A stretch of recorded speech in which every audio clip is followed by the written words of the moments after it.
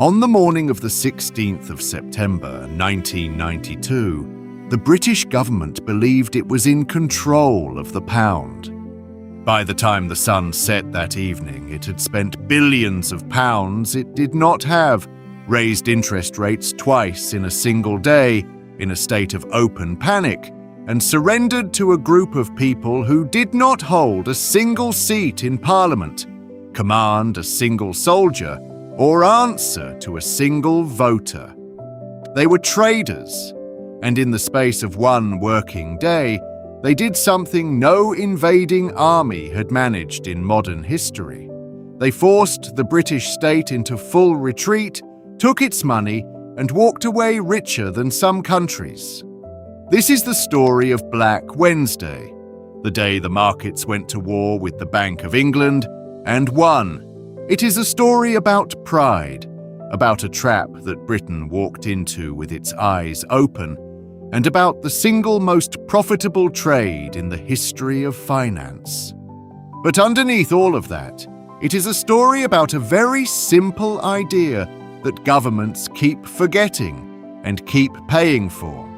You cannot fix the price of money by decree. Sooner or later, the market will find out what that money is really worth. And when it does, it will send you the bill. This was not the first time Britain had gone to war over the value of its own money. A generation earlier, in 1967, a Labour government under Harold Wilson had fought for months to stop the pound from being devalued, insisting again and again that the line would hold. It did not hold. When the pound was finally cut, Wilson went on television and told the nation that the pound in their pocket had not lost its value.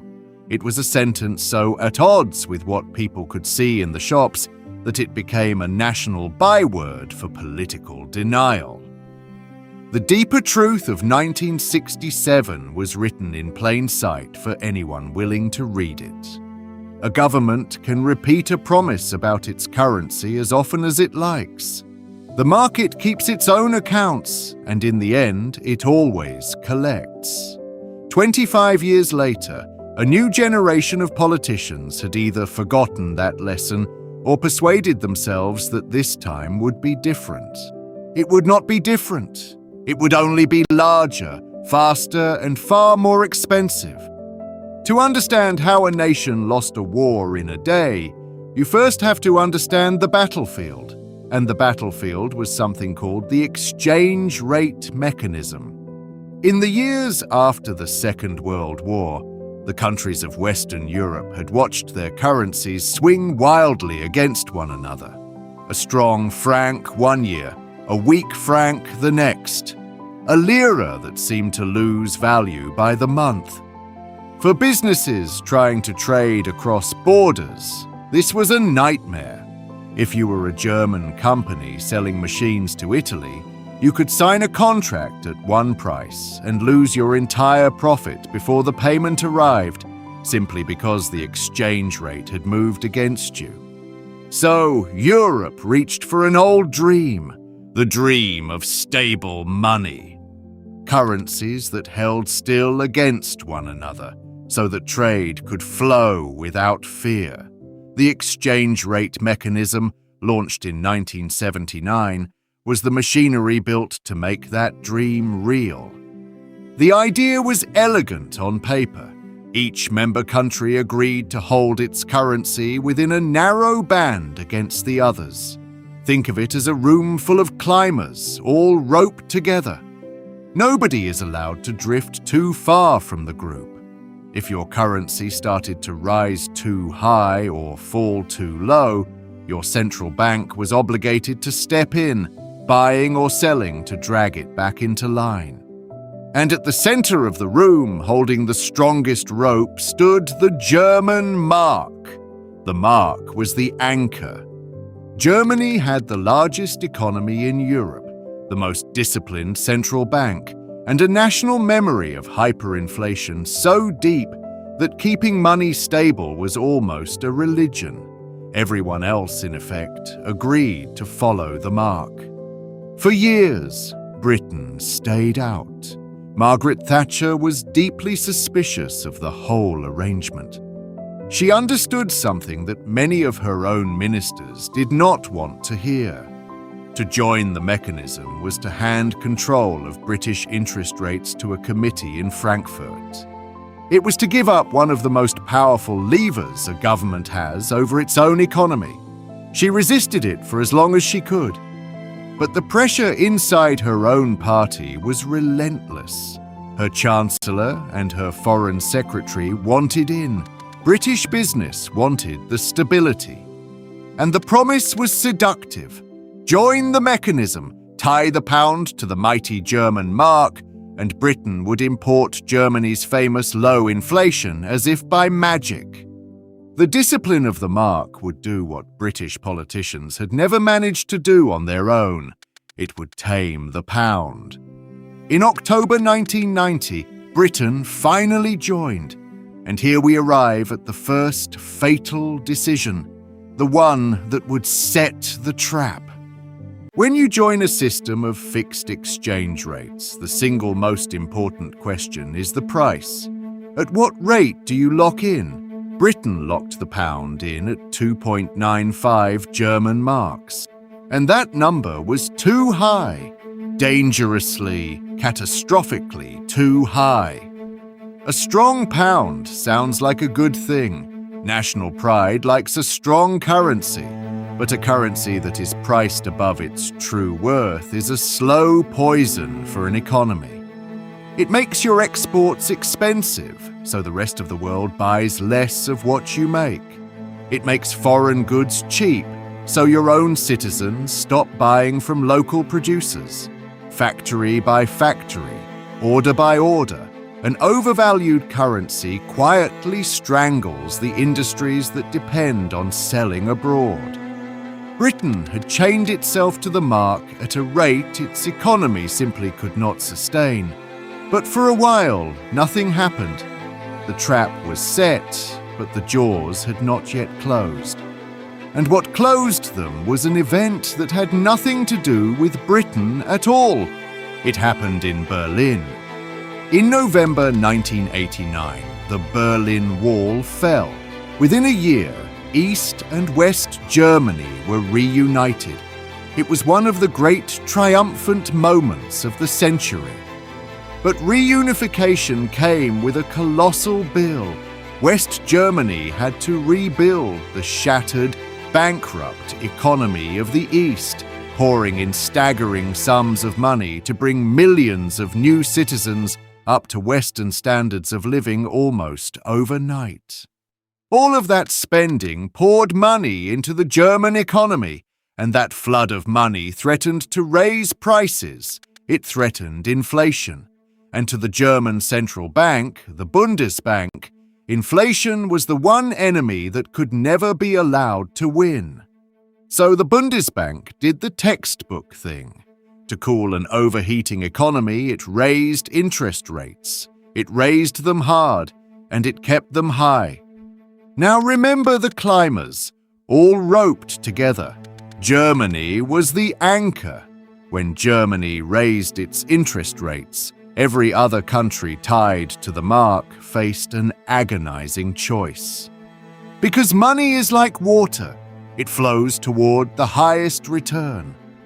With German rates climbing, investors around the world wanted to hold marks where they could earn more. To stop their own currencies from sinking against the rising mark, the other members had to raise their own interest rates to match, whether their economies could bear it or not. And Britain's economy could not bear it. This is the heart of the tragedy. In 1992, Germany needed high interest rates to cool an economy running hot. But Britain was in the opposite situation. Britain was sliding into recession. Businesses were failing. Unemployment was rising. Homeowners were trapped in a housing crash, watching the value of their homes fall below the size of their mortgages. An economy in that condition is crying out for lower interest rates. to ease the burden on borrowers and breathe life back into spending. Britain needed to cut rates. But the exchange rate mechanism demanded that Britain keep them high to defend the pound's link to the mark. The government was being asked to press the accelerator and the brake at the same time, and every driver knows how that ends. The markets could see it too, and this is where the traders enter the story. Because a fixed exchange rate that everyone knows is unsustainable is not a wall, it is an invitation. To see why, put yourself in the position of a speculator looking at the pound in the summer of 1992. You are being offered a bet that is almost unfair in your favour. On one side, the British government insists it will hold the pound at its fixed rate.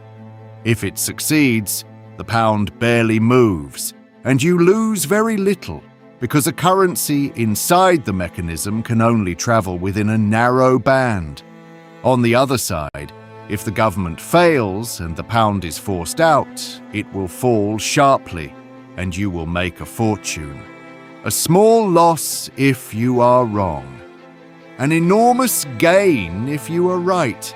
A bet shaped like that is barely a gamble at all, and the more traders who noticed it, the more irresistible it became.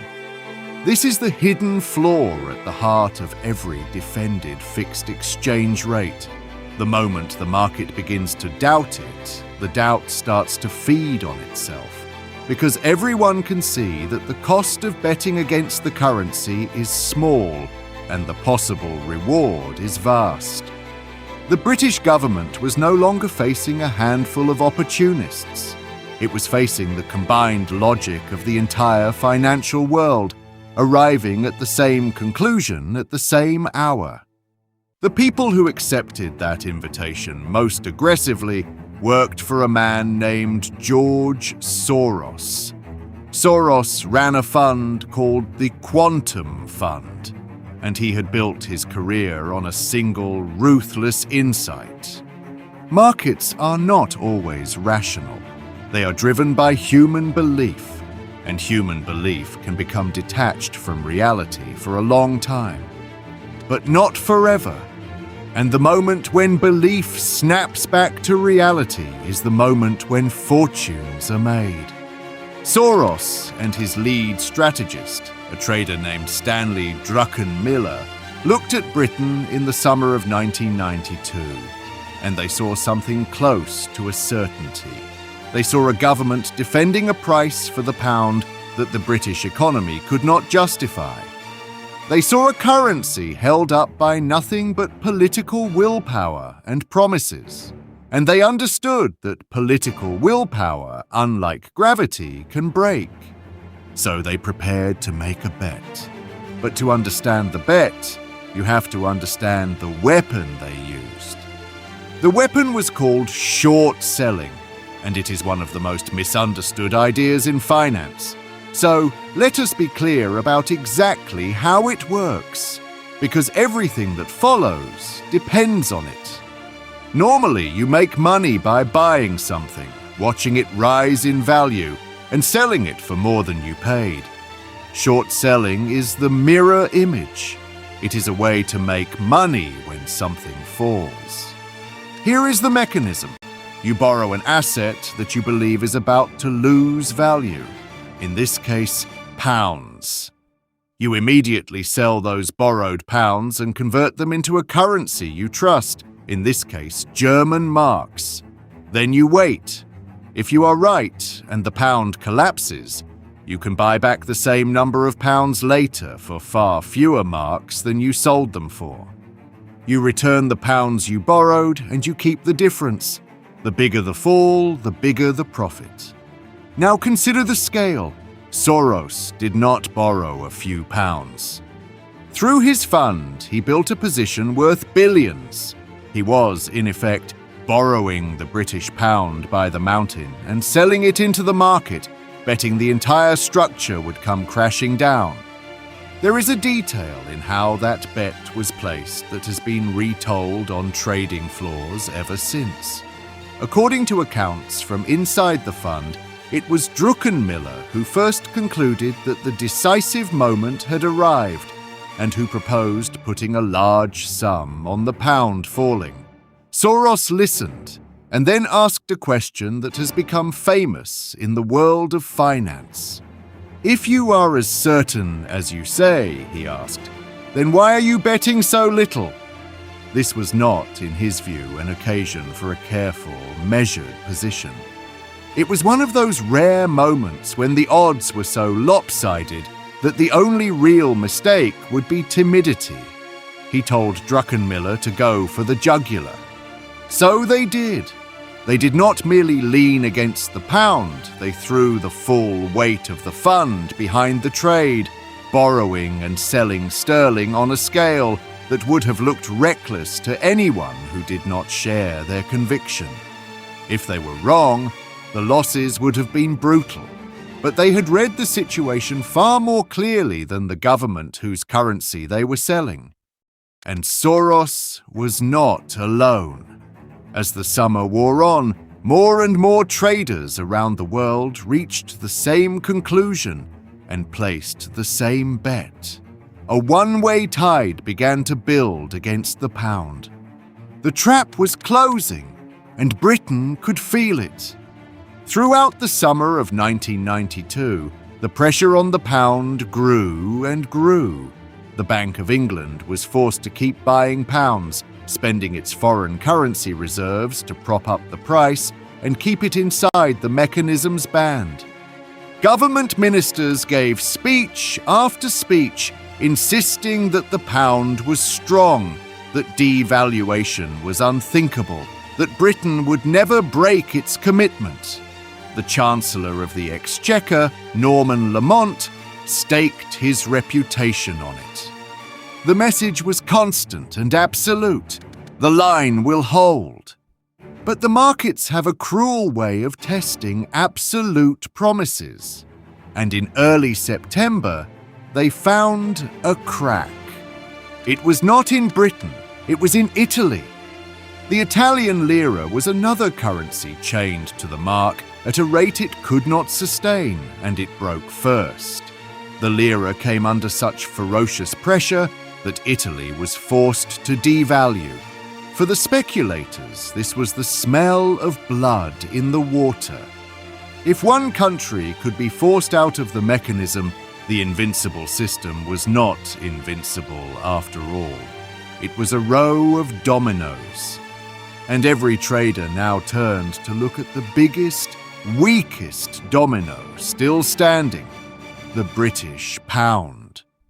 The final act began with a single sentence. Just before the crisis broke, the president of the Bundesbank gave an interview.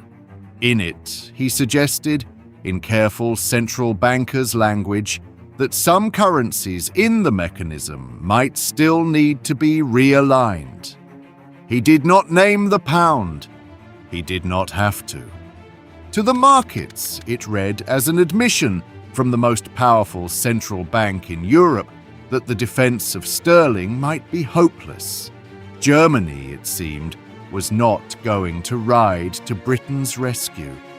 That was the signal. Overnight, the trickle of selling became a flood. By the morning of the 16th of September, the assault on the pound was total. What followed inside the British Treasury and the Bank of England that day was, by every account, a scene of mounting panic dressed in the calm language of officialdom. The pound was being hammered down toward the bottom of its permitted band. Below that floor, Britain would be in breach of its treaty obligations. So the Bank of England did the only thing it was designed to do. It began to buy pounds. Enormous quantities of pounds.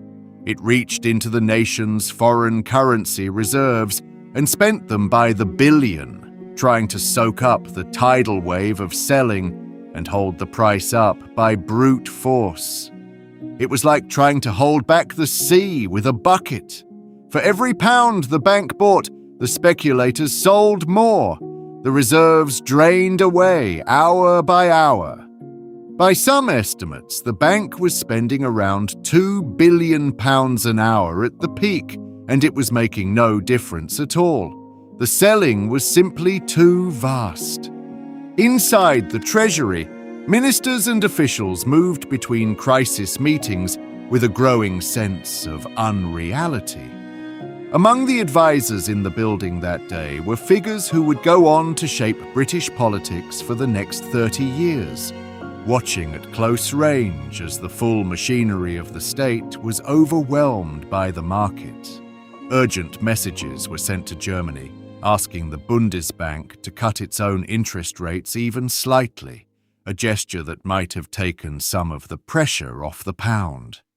The answer that came back amounted to no. Germany had its own inflation to fight, and it would not weaken that fight to rescue a neighbour's currency. Britain was alone. And each time the Bank of England released another wave of reserves into the market, the price of the pound barely twitched. Billions were absorbed as though they were pocket change. It was the financial equivalent of firing shell after shell into thick fog and hearing nothing at all come back. So the government reached for its second weapon, the interest rate. Remember, high interest rates are supposed to make a currency more attractive to hold.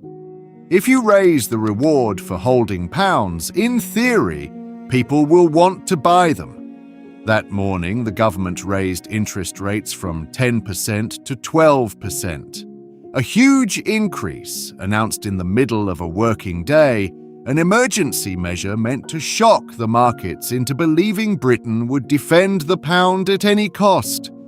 And the markets did not blink. The pound did not recover. The selling did not stop. The traders had done their arithmetic, and they had reached a conclusion that turned out to be devastatingly correct. They did not believe the British government would actually keep interest rates that high, because doing so would destroy an economy already in recession. The rate rise was a bluff, and everyone at the table could see the cards.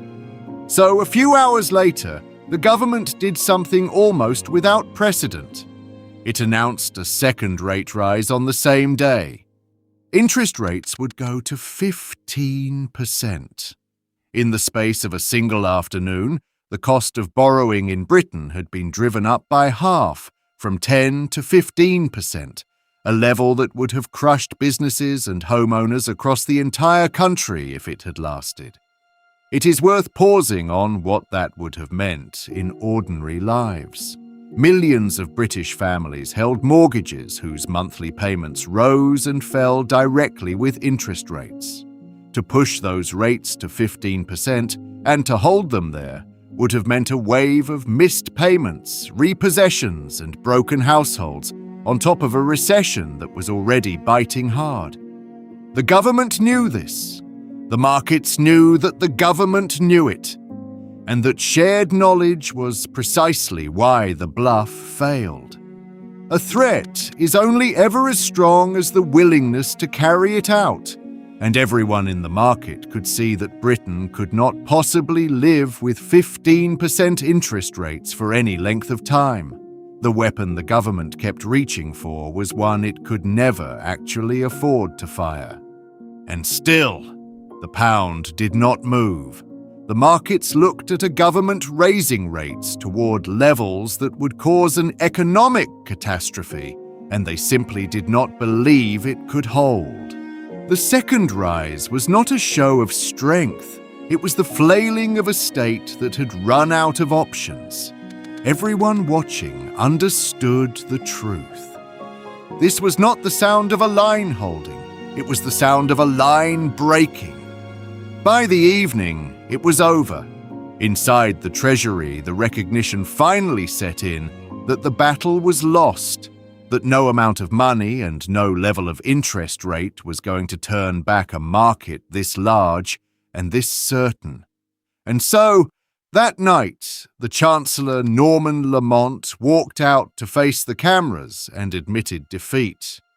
He announced that Britain was suspending its membership of the exchange rate mechanism. The pound was cut loose. The second rate rise to 15% was cancelled before it ever took effect. The great experiment was finished. Britain had been driven out of the system it had joined with such confidence just 2 years before. The mechanism had promised stability and discipline. What it delivered was the most humiliating financial defeat in modern British history. Now came the reckoning, and the numbers are worth stating plainly because they are staggering.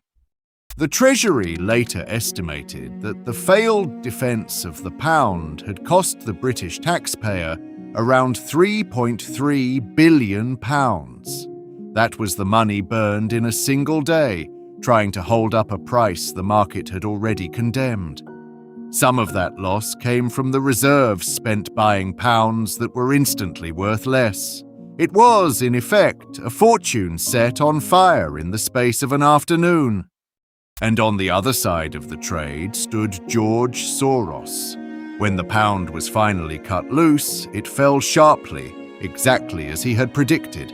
He closed his position, buying back the cheap pounds he had sold high, and the profit was reported to be around $1 billion. $1 billion from one bet in a matter of days. It made him a legend.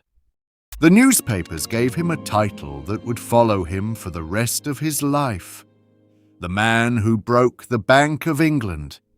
But here is where the story turns, and where it becomes something more interesting than a simple tale of national humiliation. Because in the strangest twist of all, Black Wednesday may have been the best thing to happen to the British economy in a generation. Think about what actually happened the day after. Freed from the mechanism, Britain no longer had to defend an impossible exchange rate. The pound was allowed to fall to a level the market considered fair, which made British exports competitive again. And crucially, the government was finally free to do what its own economy had been begging for. It could cut interest rates. And it did, again and again, easing the burden on millions of homeowners and businesses. The result was remarkable. The recession lifted. Exports grew. Inflation stayed low. Britain entered one of the longest continuous stretches of economic growth in its modern history. Some economists took to calling it not Black Wednesday, but White Wednesday, because the humiliation had quietly set the stage for a recovery. The defeat had freed Britain from a cage it should never have entered. The figures of that recovery tell the story more honestly than any speech could. In the years that followed, unemployment, which had been climbing without relief, began to fall. Inflation, the very enemy the whole painful exercise had been designed to defeat, stayed low regardless, without any need for the cage of the mechanism to hold it down. The economy grew, quarter after quarter, in an expansion that would run for well over a decade. Almost everything the exchange rate mechanism had promised to deliver, Britain finally achieved only after being thrown out of it. As for Norman Lamont, the Chancellor who had staked his reputation on defending the pound to the very last, the day effectively ended his time at the Treasury, and he was moved out of the post within the year. He later remarked, with the dark humour of a man who had lived through it, that he had been heard singing in his bath the morning after the pound was set free, relieved beyond words that the impossible defence was finally over. Whether or not the story was ever quite true, it captured something real about that strange moment. To those who understood what had actually happened, the defeat felt less like a catastrophe than like the breaking of a long and dangerous fever. But if the economy recovered, the political damage never did. And this is the deepest and most lasting consequence of that single day. The governing Conservative Party had built its entire reputation on one promise above all others, that it, and only it, could be trusted to manage the economy. On the 16th of September, in front of the whole country, that reputation was destroyed in an afternoon. The public had watched the government spend billions of their money defending an indefensible position, raise interest rates twice in a panic, and then surrender anyway. The image of competence shattered, and it did not come back. It would be years before that party won a general election again, and many historians trace the beginning of its long fall directly to that day. There was one more consequence, quieter, but perhaps the most important of all. The trauma of Black Wednesday burned itself so deeply into the British political memory that it shaped the country's relationship with Europe for decades. When the time came, years later, to consider whether Britain should give up the pound entirely and adopt the single European currency, the euro, the memory of that day hung over the entire debate. Britain had tried once to lock its currency to the continents. It had ended in disaster. That memory was one of the reasons Britain kept the pound and kept it to this day. So, what are we to make of it all? A government that walked knowingly into a trap, a currency defended to the point of ruin. A single trader who read the situation more clearly than an entire nation's treasury and was rewarded with $1 billion. And a defeat that turned, against all expectation, into a recovery. The lesson of Black Wednesday is the oldest lesson in finance, and it is one that the powerful relearn in every generation. A price that is set by politics rather than reality is a promise waiting to be broken. You can defend it with speeches. You can defend it with reserves.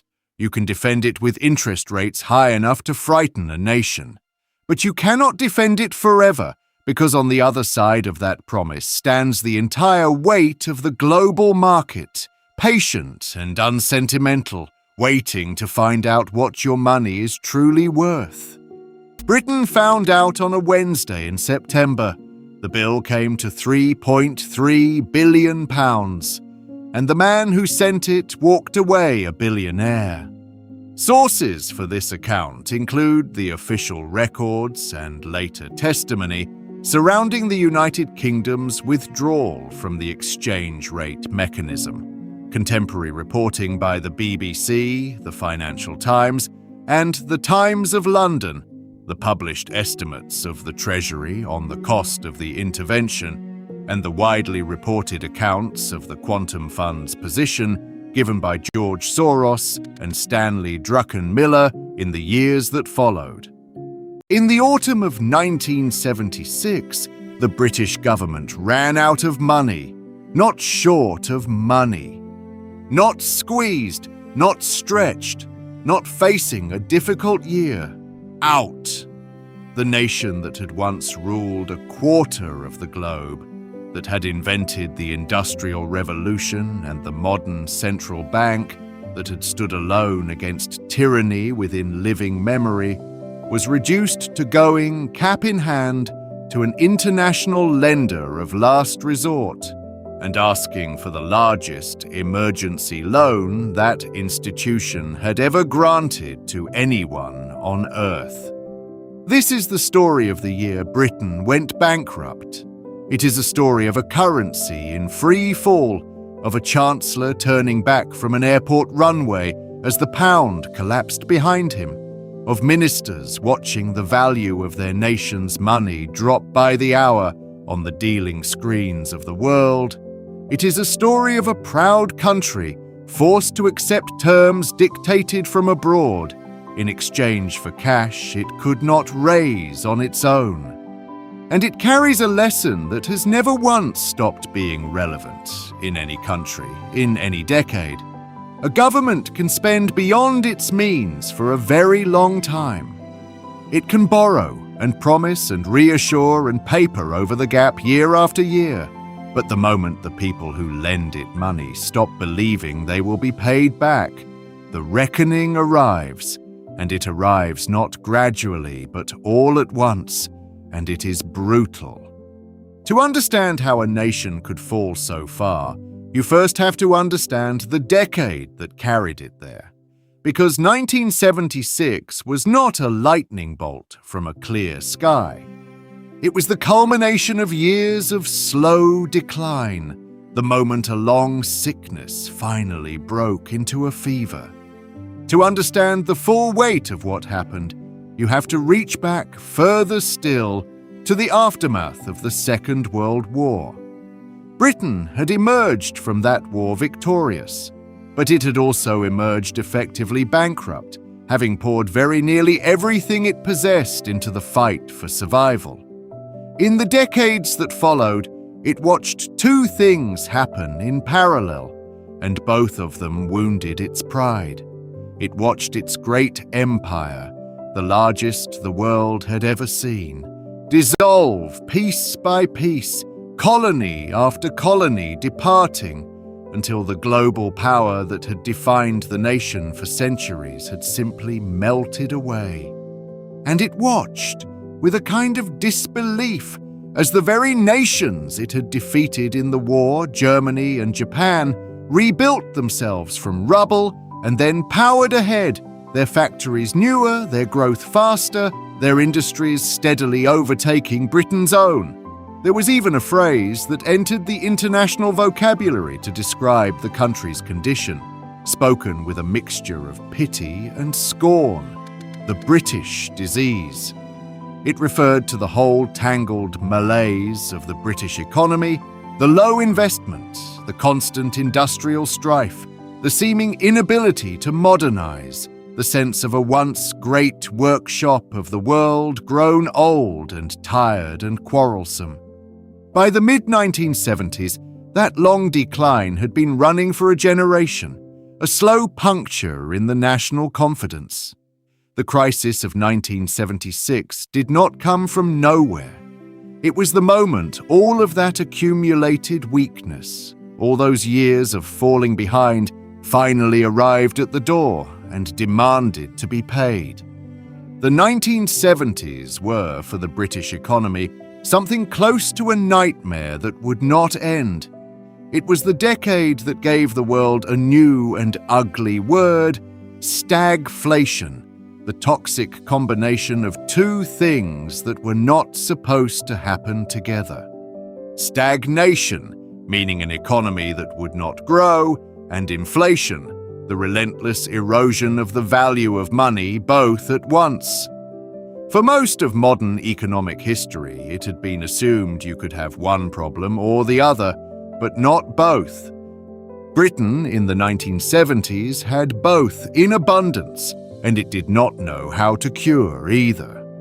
The inflation alone was staggering. At its worst, prices in Britain were rising not at 2 or 3% a year, the mild figure a modern economy considers normal, but at times above 20%. Think about what that means in an ordinary life. It means the money in your pocket, the wages you worked for, lost a fifth of its buying power in a single year. It means the prices in the shops seem to change from one week to the next. It means the savings a family had carefully built up were quietly melting away, not through any fault of their own, but through the simple, grinding failure of the nation's money to hold its value. And inflation of that kind sets off a vicious spiral. Workers, watching their wages buy less and less each month, quite reasonably demanded higher pay to keep up.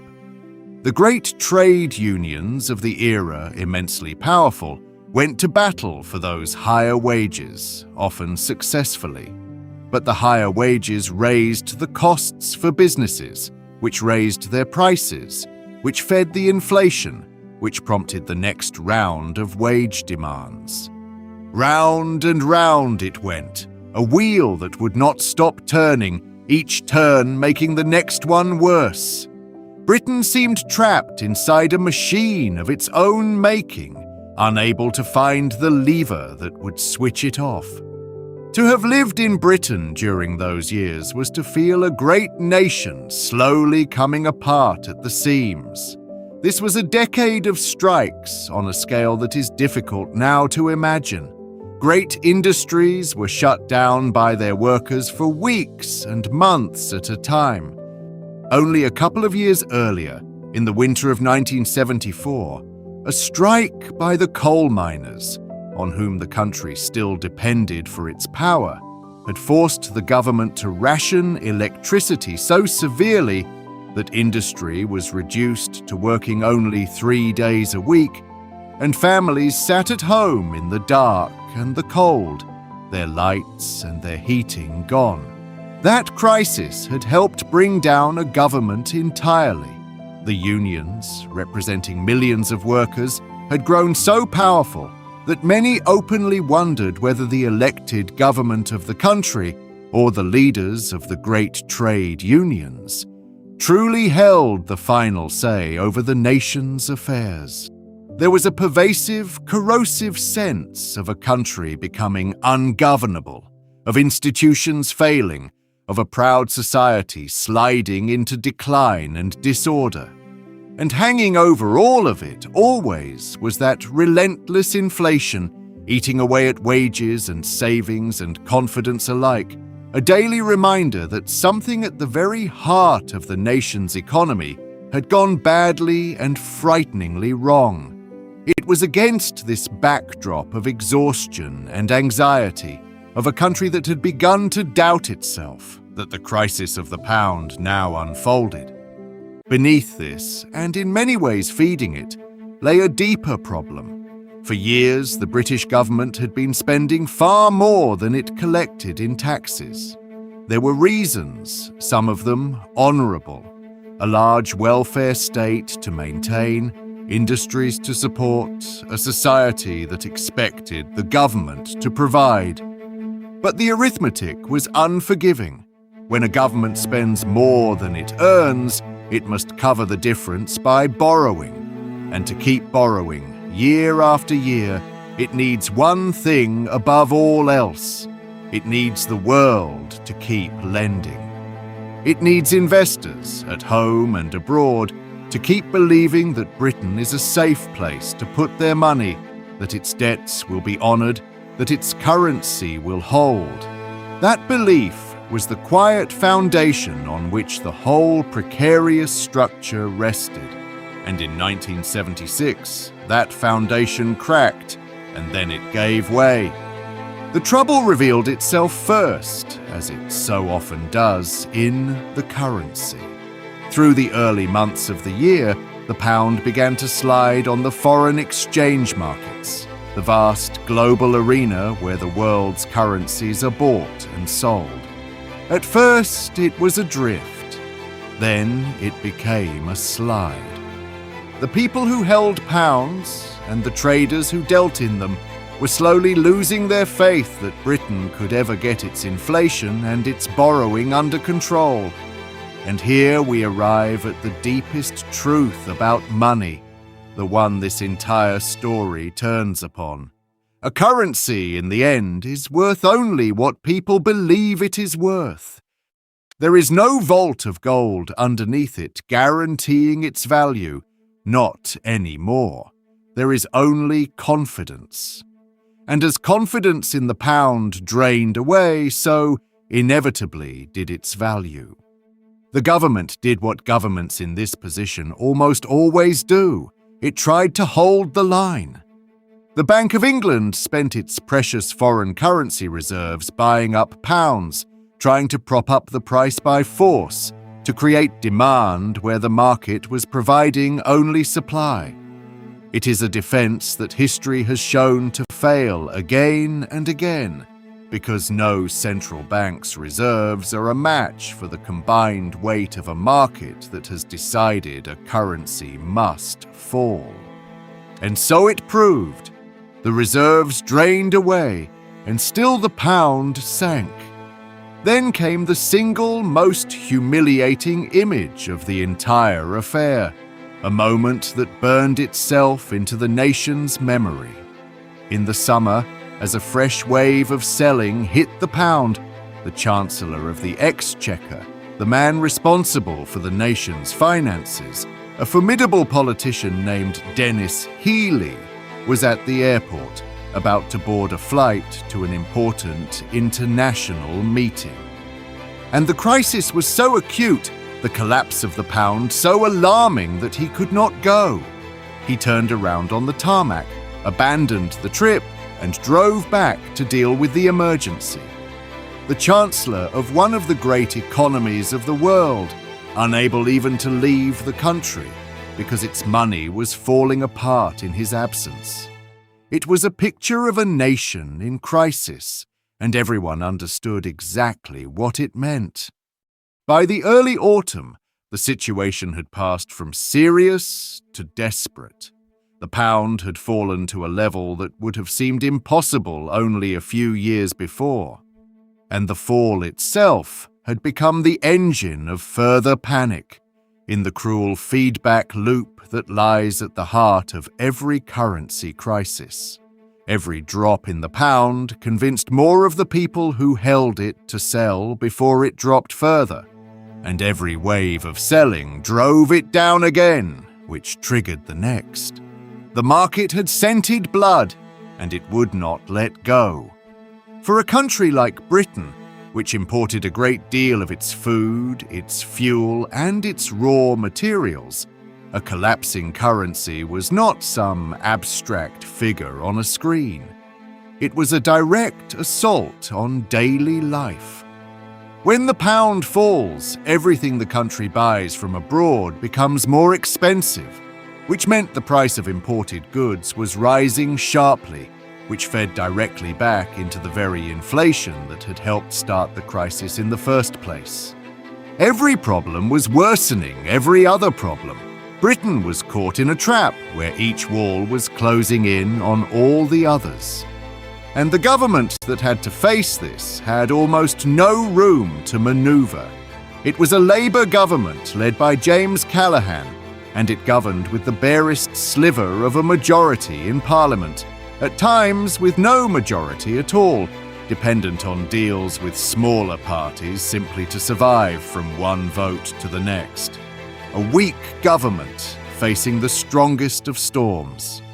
Every day brought fresh reports on the dealing screens, the pound ticking lower, and every fall was reported in the newspapers of the world, so that Britain's humiliation was played out not in private, but in the full and merciless glare of international attention. Foreign commentators wrote openly about the sick man of Europe, about whether Britain was becoming ungovernable, about whether a great power was witnessing its own final decline. For a nation with Britain's history and Britain's pride, this drumbeat of global pity and contempt was its own kind of torture. The ministers responsible could feel the ground moving beneath them, could sense that events were slipping beyond anyone's control, and could find no lever, no policy, no speech that would restore the confidence that was draining away by the hour. They were, in the truest sense, running out of options, and they knew it. And so, the government arrived at the decision it had dreaded above all others. It concluded that it had no choice but to seek a loan from the International Monetary Fund, the body the nations of the world had created precisely to rescue countries whose finances had collapsed. For Britain, this was a moment of the deepest national shame. The fund was where struggling economies went, the developing nations, the countries that had lost control. It was emphatically not where one of the founding powers of the entire modern financial system, a permanent member of the United Nations Security Council, a nuclear power, expected to find itself standing in line for a bailout. but the money had run out. And pride, whatever else may be said of it, does not pay a nation's creditors.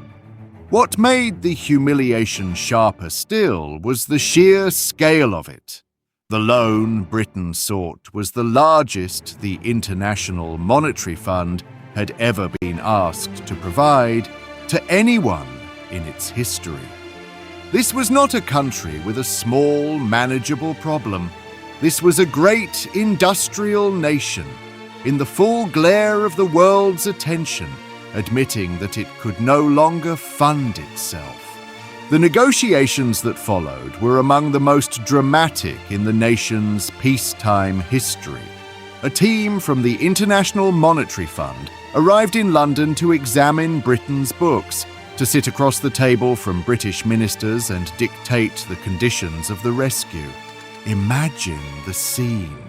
Officials from an international body poring over the accounts of the British state, deciding line by line what could be spent and what must be cut, while the government of the day waited on their verdict like a defendant awaiting sentence. The fund's demands were severe, and the sums involved in the argument were enormous, and the whole affair had to be conducted under a terrible pressure of time, because with every day that passed without an agreement, confidence ebbed further, and the pound sank lower, which made the eventual terms harsher still. It was a negotiation conducted with a knife at the nation's throat, and everyone in the room knew it. Dennis Healey, the Chancellor, a man of famous toughness and intellect, found himself fighting on two fronts at once, battling the fund on one side for less punishing terms, and battling his own colleagues on the other to accept whatever terms could be won.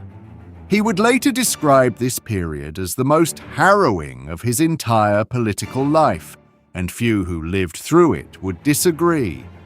The very survival of the government hung in the balance, for if the cabinet split apart over the terms, the administration itself might fall, and Britain would be left leaderless in the midst of the worst financial crisis it had known in living memory.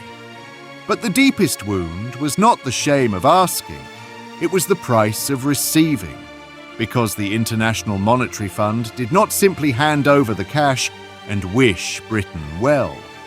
It attached conditions, strict and painful ones. In exchange for the loan, it demanded that Britain slash its government spending sharply and immediately, and bring its runaway borrowing under control, and consider what that truly meant. It meant that a group of international officials answerable to no British voter, accountable to no British Parliament, were now effectively setting the limits of British budgets. They would decide in their negotiations how much the British government could spend on its own people.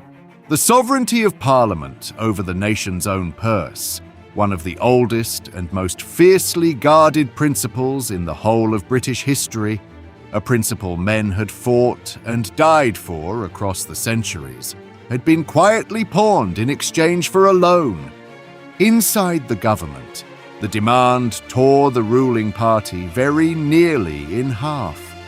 On one side stood those, largely on the political left, who argued that the cuts were a betrayal of everything they had entered politics to defend, that a government should spend to protect jobs and public services and the vulnerable, no matter the cost, and that to bow to the fund was to surrender the nation's soul along with its sovereignty.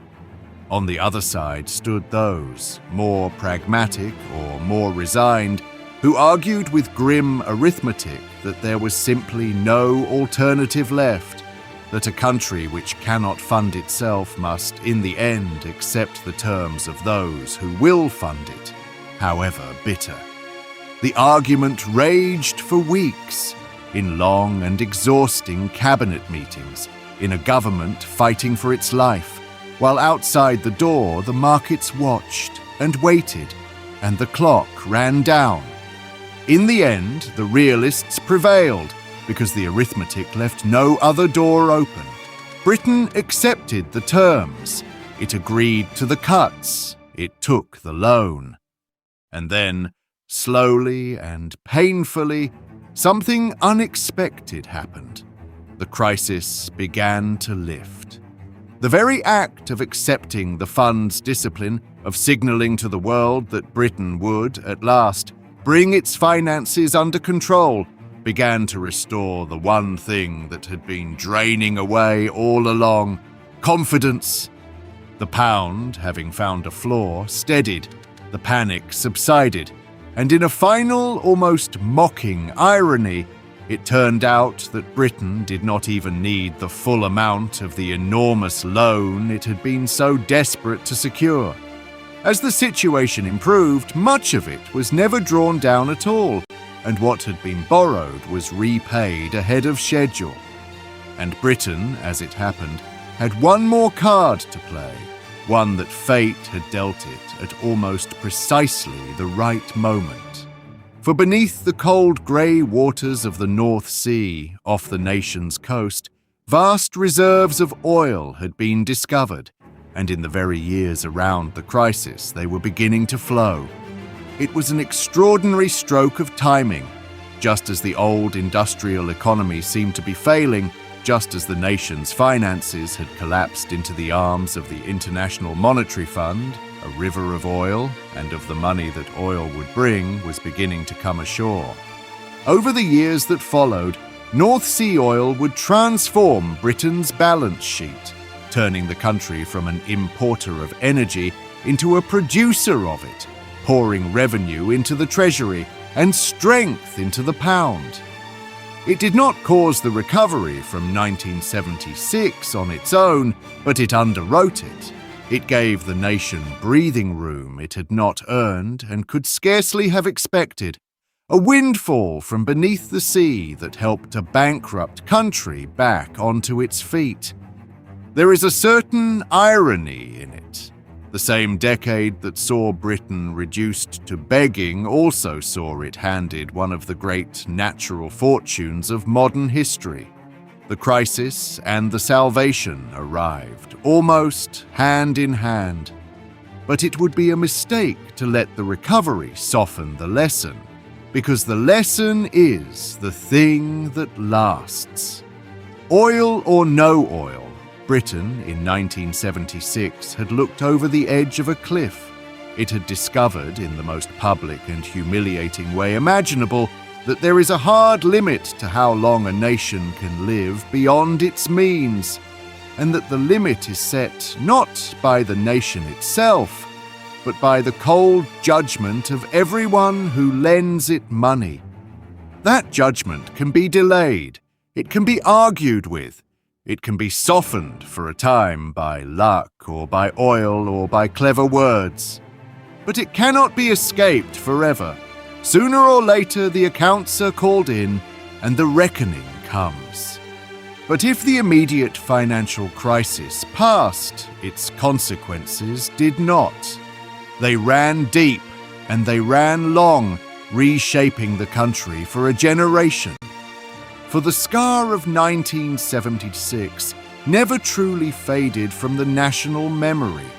The image of Britain going bankrupt, of the Chancellor turning back at the airport, of a great nation reduced to begging, lodged itself permanently in the mind of the political class. It became a kind of ghost that haunted every future debate about spending and borrowing and the value of the pound.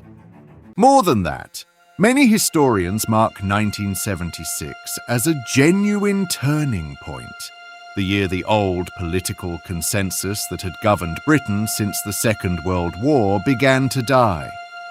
For 30 years, both major parties had broadly agreed on a model of a large, active spending state. The catastrophe of 1976 shattered the confidence of that model to its foundations. It suggested to a great many people that the old way had reached the end of the road, that a government could not simply spend and borrow without limit, that the disciplines the fund had imposed from outside would have to be imposed in future from within. Within a few short years, a new kind of politics, harder-edged, more suspicious of state spending, obsessed with controlling inflation and the money supply, would sweep into power and govern Britain for a generation. The seeds of that revolution were planted in no small part in the humiliation of that autumn. The intellectual shift can be heard in a single, remarkable moment. At his own party's conference, in the very thick of the crisis, Prime Minister James Callaghan stood up and said something that would have been almost unthinkable from a Labour leader only a few years before. He told his party, in effect, that the old idea that a government could simply spend its way out of a recession, that it could borrow and spend to keep everyone in work no matter the cost, was an option that no longer existed, if indeed it ever had. It was an extraordinary admission, a leader of the left publicly burying one of the central beliefs of his own movement. And it captured the deeper meaning of 1976. The crisis had not just emptied the nation's coffers. It had shattered a way of thinking, an entire post-war consensus about the role of the state that had governed Britain for 3 decades. Into the vacuum left behind rushed a different set of ideas, a fierce new focus on controlling the money supply, on taming inflation above all other goals, on shrinking the reach of the state, ideas that would define the politics of the following decade and beyond. And the lesson reached far beyond Britain's shores, for Britain was neither the first nor the last nation to make that long walk to the International Monetary Fund. Country after country, across the decades and the continents, has found itself in that same terrible position, its currency collapsing, its lenders fleeing, forced to accept the discipline of outsiders as the price of survival. The details change. The currency is different, the decade is different, the particular follies that led to the crisis are different, but the shape of the story is always hauntingly the same. It is the story of what happens when a nation loses the confidence of the people who fund it. And Britain's ordeal in 1976 stands as one of the starkest warnings of all, precisely because it happened not to some small or fragile economy, but to one of the oldest and proudest financial powers on earth. If it could happen to Britain, the lesson runs, it can happen to anyone. There is a deeper truth underneath the whole affair, and it is worth stating as plainly as it can be stated, because it applies far beyond Britain and far beyond the 1970s. A country does not go bankrupt in a single day. It never does. It goes bankrupt slowly, invisibly, through years and years of spending a little more than it earns, of promising its people a little more than it can truly deliver, of borrowing on the quiet assumption that the lenders will always, always be there tomorrow. The decline is so gradual that almost no one notices it happening, and then, one autumn, the assumption simply fails. The lenders look up from their desks, and they study the numbers, and they look at the falling currency, and they make a cold and collective decision that they are no longer certain of being paid back. And in that single instant, the slow, invisible crisis of an entire decade becomes the sudden, screaming emergency of one season. Britain learned that lesson in 1976, and it paid for the education with a loan, a great deal of its pride, and a permanent place in the nightmares of every chancellor who followed. The money had simply run out. And when a nation's money runs out, the hard and unchangeable truth is this: the terms are no longer set at home. They are set by someone else. Sources for this account include contemporary reporting by the BBC and the British press on the 1976 sterling crisis, the published records of the negotiations between the United Kingdom and the International Monetary Fund, the official documents of the period released in later years, and the memoirs and testimony of the ministers and officials who lived through it. In the year 1720, the entire city of London seemed to lose its mind at once. Servants and dukes, poets and politicians, clergymen and shopkeepers, soldiers and widows, all of them crowded into the narrow streets and coffee houses around the Exchange, clutching handfuls of money, jostling and shouting, desperate to buy shares in a single company. A fever had gripped the capital, a fever for easy riches, and it burned hotter with every passing week. And within a matter of months, a great many of those same people would be utterly ruined, their fortunes gone, their names disgraced, some of them driven to despair, and worse. This is the story of the South Sea Bubble, the first great financial mania of the modern age, and the template, the original pattern, for very nearly every bubble and crash that has followed it in the 3 centuries since. It is a story of greed and delusion, of clever men and foolish schemes, of a whole society persuading itself to believe in something that was not there. And at its very center stands one of the most brilliant minds in all of human history, Sir Isaac Newton himself, who understood the laws that govern the stars and the planets, and yet was ruined all the same. Because the South Sea Bubble teaches a lesson that intelligence alone can never protect you from, and it is a lesson the world seems doomed to relearn, at terrible cost in every single generation. To understand the madness, you must first understand the scheme at the heart of it, because the South Sea Bubble was not born from nothing. It grew out of a very real and very serious problem. The British government, after years of costly wars, was staggering under an enormous burden of national debt. It owed vast sums to a great many people, and the weight of that debt hung over the nation's finances like a storm cloud. The government was desperate for a clever solution, some financial magic that might make the problem more manageable. And into that desperation stepped a company with a bold and beguiling proposal. The company was called the South Sea Company. On paper, its purpose was trade. It had been granted a monopoly, an exclusive right to conduct British trade with the ports of South America and the surrounding seas. To the public, this sounded like a license to print money.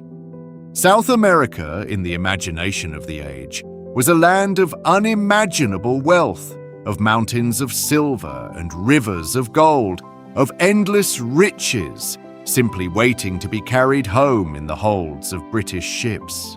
Surely a company with the exclusive right to trade with such a place would grow fabulously rich, and everyone who owned a piece of it would grow rich alongside it. But here is the first and most important truth of the entire affair: that trade barely existed. Spain, which actually controlled most of South America, permitted the British only the smallest and most restricted access. A mere trickle of commerce that earned the company almost nothing of real value. The glittering vision of South American riches was, in cold reality, very nearly empty. The South Sea Company's true business was never really about trade at all.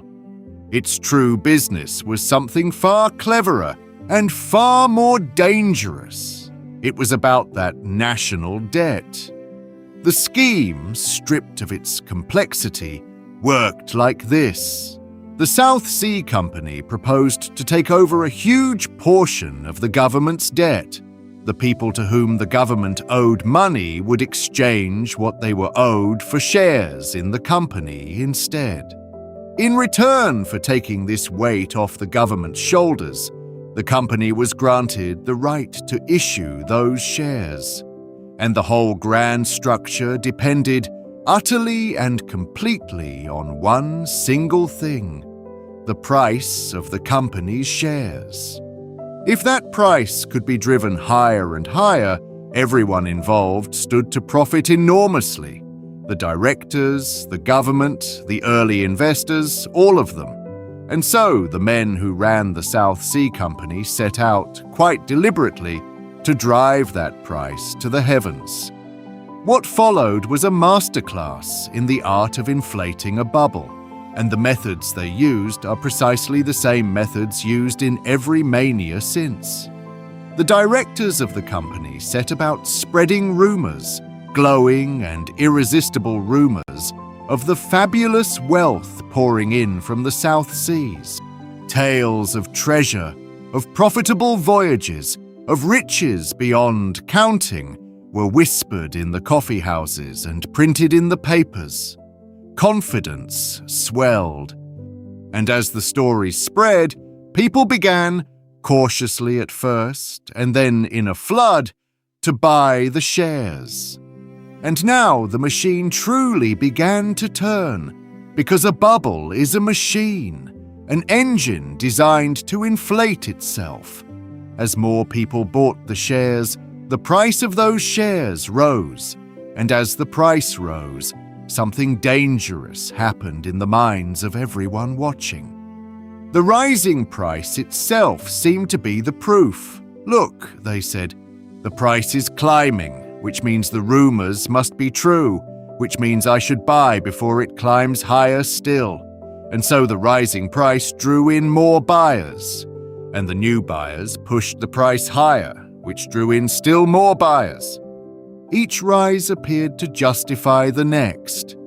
The evidence for the investment was simply the fact that its price was going up, a piece of circular logic that has bankrupted more people across history than almost any other single idea.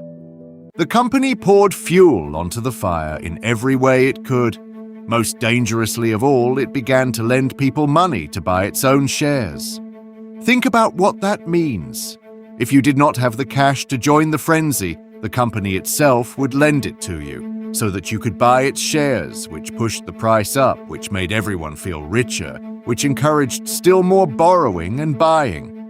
It was a perfect, self-reinforcing spiral, and for a while it seemed almost miraculous.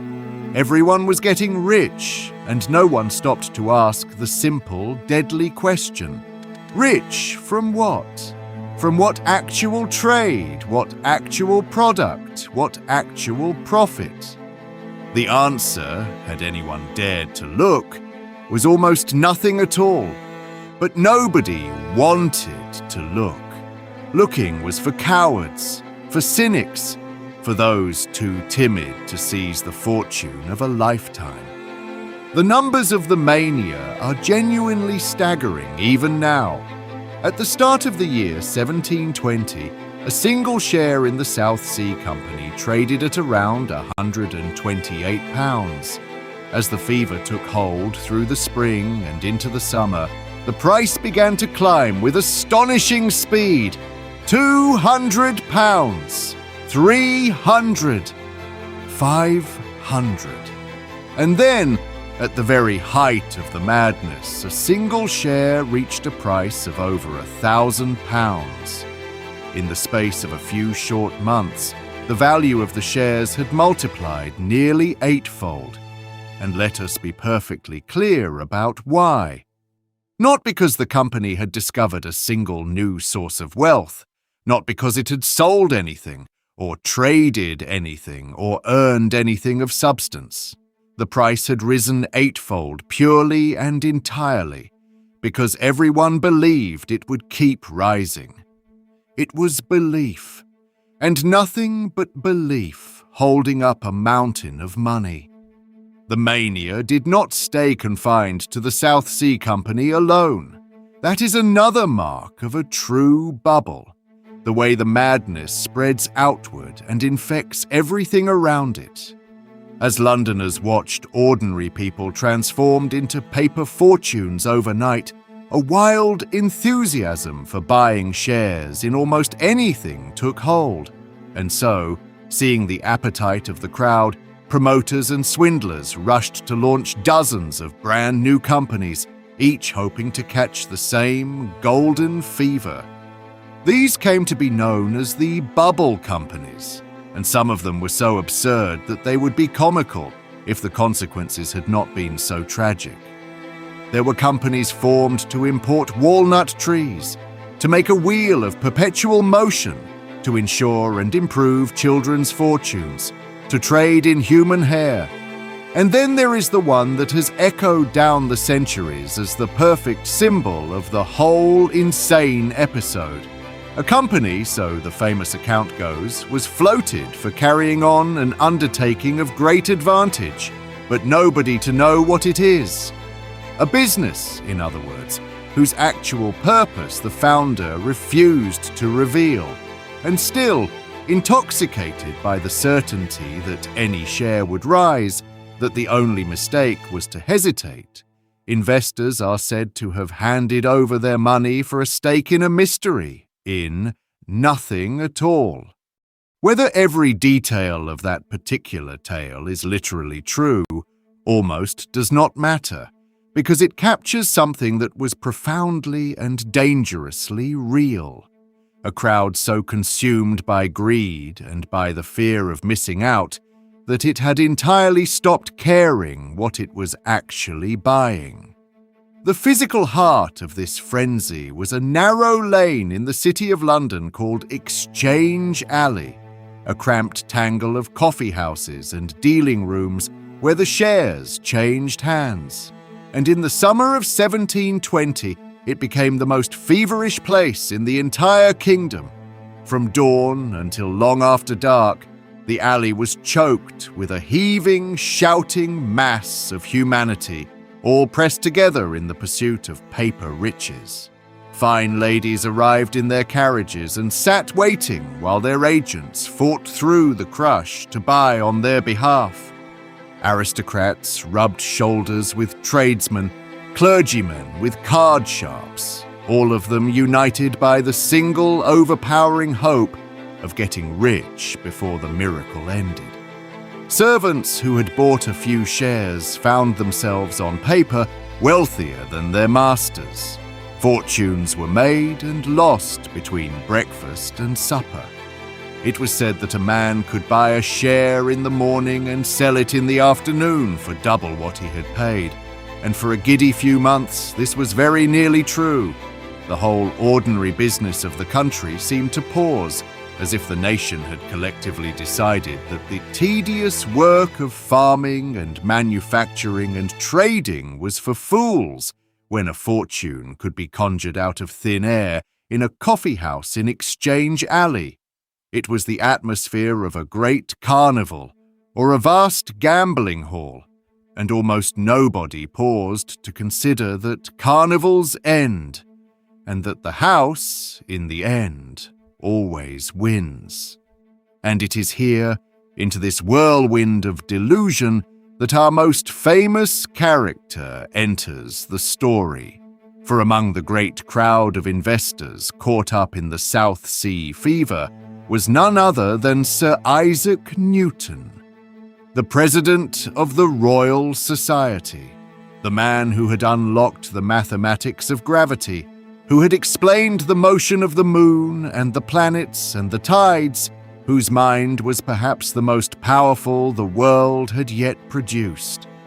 And even he, this titan of human reason, was not immune. Newton, in fact, had played the game rather well at first. He had bought South Sea shares early when the price was still climbing, and at a certain point, showing admirable good sense, he sold them, walking away with a very handsome profit of thousands of pounds. He had, it seemed, been wise. He had taken his gains and stepped back from the table while the game was still on. Had the story ended there, Newton would be remembered as one of the few who kept his head. But the story did not end there, and this is the part that makes it immortal. Because Newton then had to watch from the sidelines as the price of the shares he had sold climbed higher and higher and higher still. He had to watch as friends and acquaintances, men perhaps not half so clever as he, grew richer and richer on the very shares he had abandoned. And something broke in him, the same something that breaks in all of us, that ancient and unbearable feeling of watching others grow wealthy while you stand aside. It has a name in our own time. We call it the fear of missing out. And it seized Isaac Newton, the greatest rational mind of his age, and it overwhelmed his judgment completely. So he bought back in. Near the top of the market, at a wildly inflated price, he plunged back into the South Sea shares, and this time with a far, far greater sum of his fortune than before. He abandoned the caution that had served him so well, and he joined the herd at the very worst possible moment. And then, of course, the inevitable happened. The bubble burst, and Isaac Newton lost a fortune, a sum that would be enormous even by the standards of today. The man who could measure the heavens had been ruined by the madness of the crowd, and he is said to have remarked, in the bitter aftermath, that he could calculate the motions of the heavenly bodies, but not the madness of people. It is one of the great sentences in the history of money, precisely because of who spoke it. Because the crash did come, as it always must. A bubble inflated purely by belief requires one thing above all else to keep rising. It requires a constant, endless supply of new buyers, each one willing to pay more than the last. And at some point, that supply must run dry. The most eager buyers have already bought. The pool of people willing to pay these absurd prices begins, at last, to empty. And then the first whispers of doubt appear. A few of the largest and shrewdest holders, sensing that the peak has passed, quietly begin to sell, to lock in their gains while there are still fools to buy from. The price wavers, it stumbles, and the very same machine that had driven the price up now throws itself violently into reverse.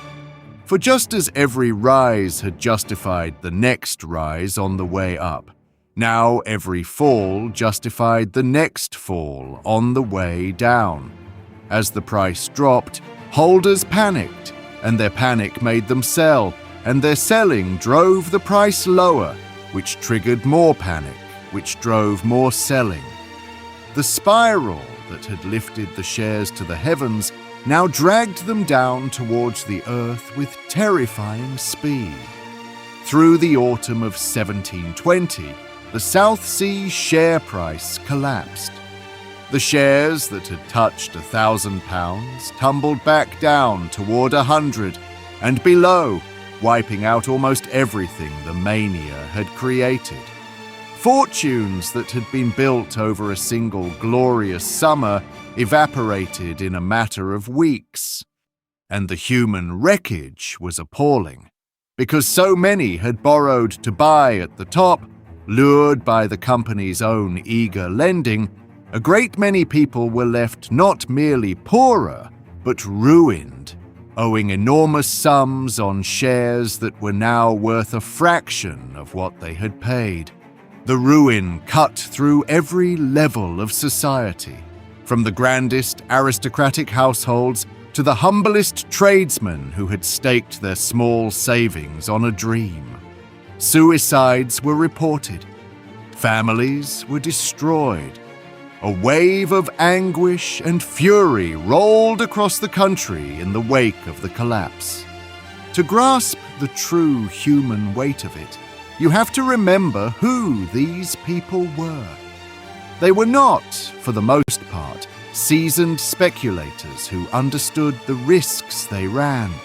They were ordinary men and women who had been swept up in a national euphoria, who had been told by everyone and everything around them that this was a safe and certain path to a better life.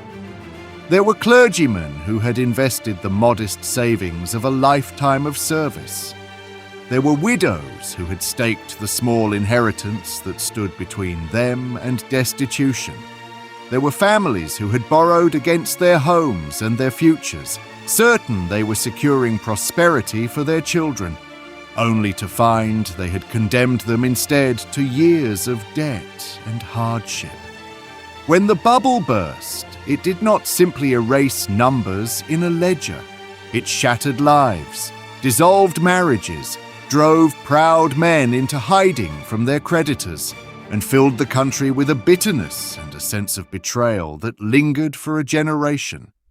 The dream that had felt, only weeks before, like a gift from Providence, now revealed itself for what it had always been, a snare that had caught the trusting and the hopeful most cruelly of all. And perhaps the hardest truth of it was that so many of the ruined had done nothing that the wisest voices of their day had not encouraged. They had simply believed what they were told and followed the crowd and trusted that a thing rising so fast and so far must surely be real. The aftermath was as bitter as the mania had been intoxicating. There were furious demands for someone to be punished, and Parliament launched inquiries into the whole affair, and those inquiries uncovered exactly what you might by now expect: corruption on a grand scale. It emerged that the directors of the South Sea Company had bribed politicians and courtiers, handing out shares as gifts to buy their support and their silence. Ministers of the government were found to be deeply implicated. Some of the guilty fled the country to escape justice. Others had their estates seized to compensate, in some small part, the ruined public. A measure of retribution was extracted, but for the great mass of ordinary people who had been ruined, the money, quite simply, was gone, and it never came back. The deeper consequences of the disaster reached far beyond the punishment of a few guilty men. The South Sea bubble left a scar on the whole of British finance so deep that it did not fully heal for the better part of a century. In the immediate aftermath, a shaken and furious Parliament passed a law, remembered as the Bubble Act, which severely restricted the formation of the very kind of joint stock companies that had run wild in 1720. The instinct behind it was understandable, a desperate attempt to make sure such a mania could never happen again, but it also had a cost. For generations afterward, the raising of capital through public companies, one of the great engines of economic growth, was viewed across Britain with a deep and lingering suspicion.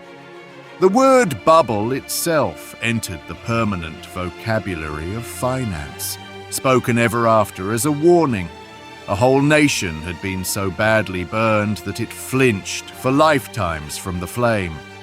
There was a political dimension too, for the corruption uncovered by the inquiries reached into the very highest levels of the state, tainting the government and the court, and it fell to one particular politician to steer the country through the wreckage and restore some measure of confidence and stability. His skillful management of the crisis and its aftermath helped to establish him as the dominant figure in British political life, and he is often remembered as, in effect, the country's first Prime Minister. So even the shape of British government itself was influenced, in its way, by the fallout from the madness of 1720. A financial mania in a handful of London coffee houses had sent ripples outward that touched the law, the markets, and the highest offices of the land for generations to come. And that, perhaps, is the final measure of how large the South Sea bubble truly loomed. It was not merely a story of some investors losing money on a bad bet. It was a moment when an entire society lost its collective mind, when the ordinary rules of caution and common sense were suspended across a whole nation, and when the reckoning that followed was so severe that it reshaped the country's laws, its finances, and even its politics for 100 years. It was, in every sense, the first modern financial catastrophe, and it set the pattern that all the others would follow. So what are we truly to take from this strange and distant episode 300 years on? The answer is that the South Sea bubble matters not because it is strange, but because it is so utterly, so chillingly familiar. Strip away the powdered wigs and the sailing ships and the coffee houses, and it is precisely the same story that has played out again and again in every generation since. A wonderful and mysterious new opportunity, a price that rises for no better reason than that it is already rising. The comforting proof found in every new high that the believers are wise and the doubters are fools. The frantic rush of ordinary people, terrified above all of being left behind, borrowing money to fling themselves in near the very top. And then, when the last new buyer has finally been found, the sudden and violent reversal, as belief curdles into panic in the space of a few dreadful weeks. And Newton's lament endures for one reason above all. It tells us that the madness of a financial mania is not, at its root, a failure of intelligence. Some of the cleverest people who have ever lived have been ruined by bubbles, and Newton is only the most famous among them.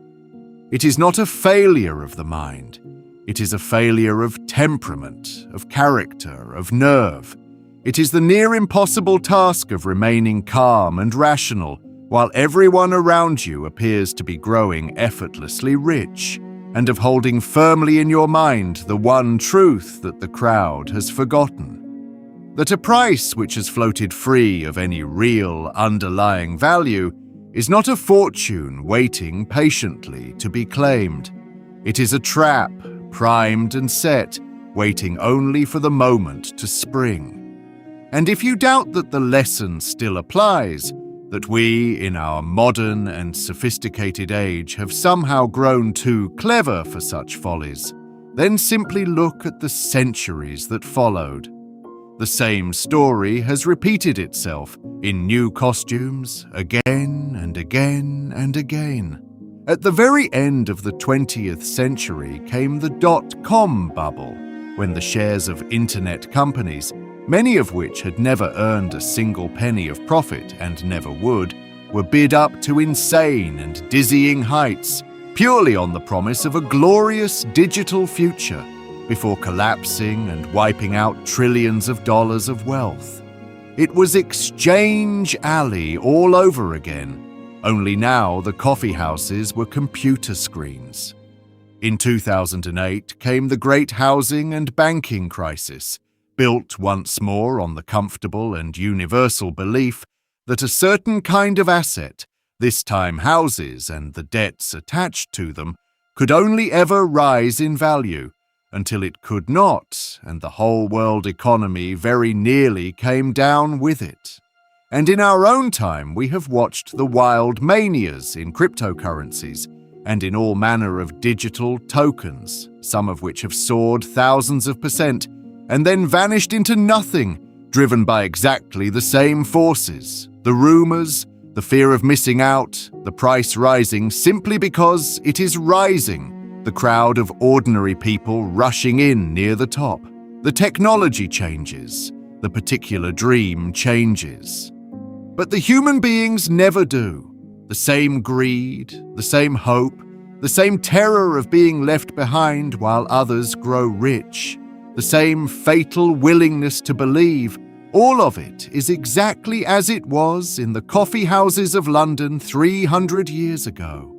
Isaac Newton's ghost haunts every trading floor and every phone screen to this day, whispering the same warning that so few ever heed.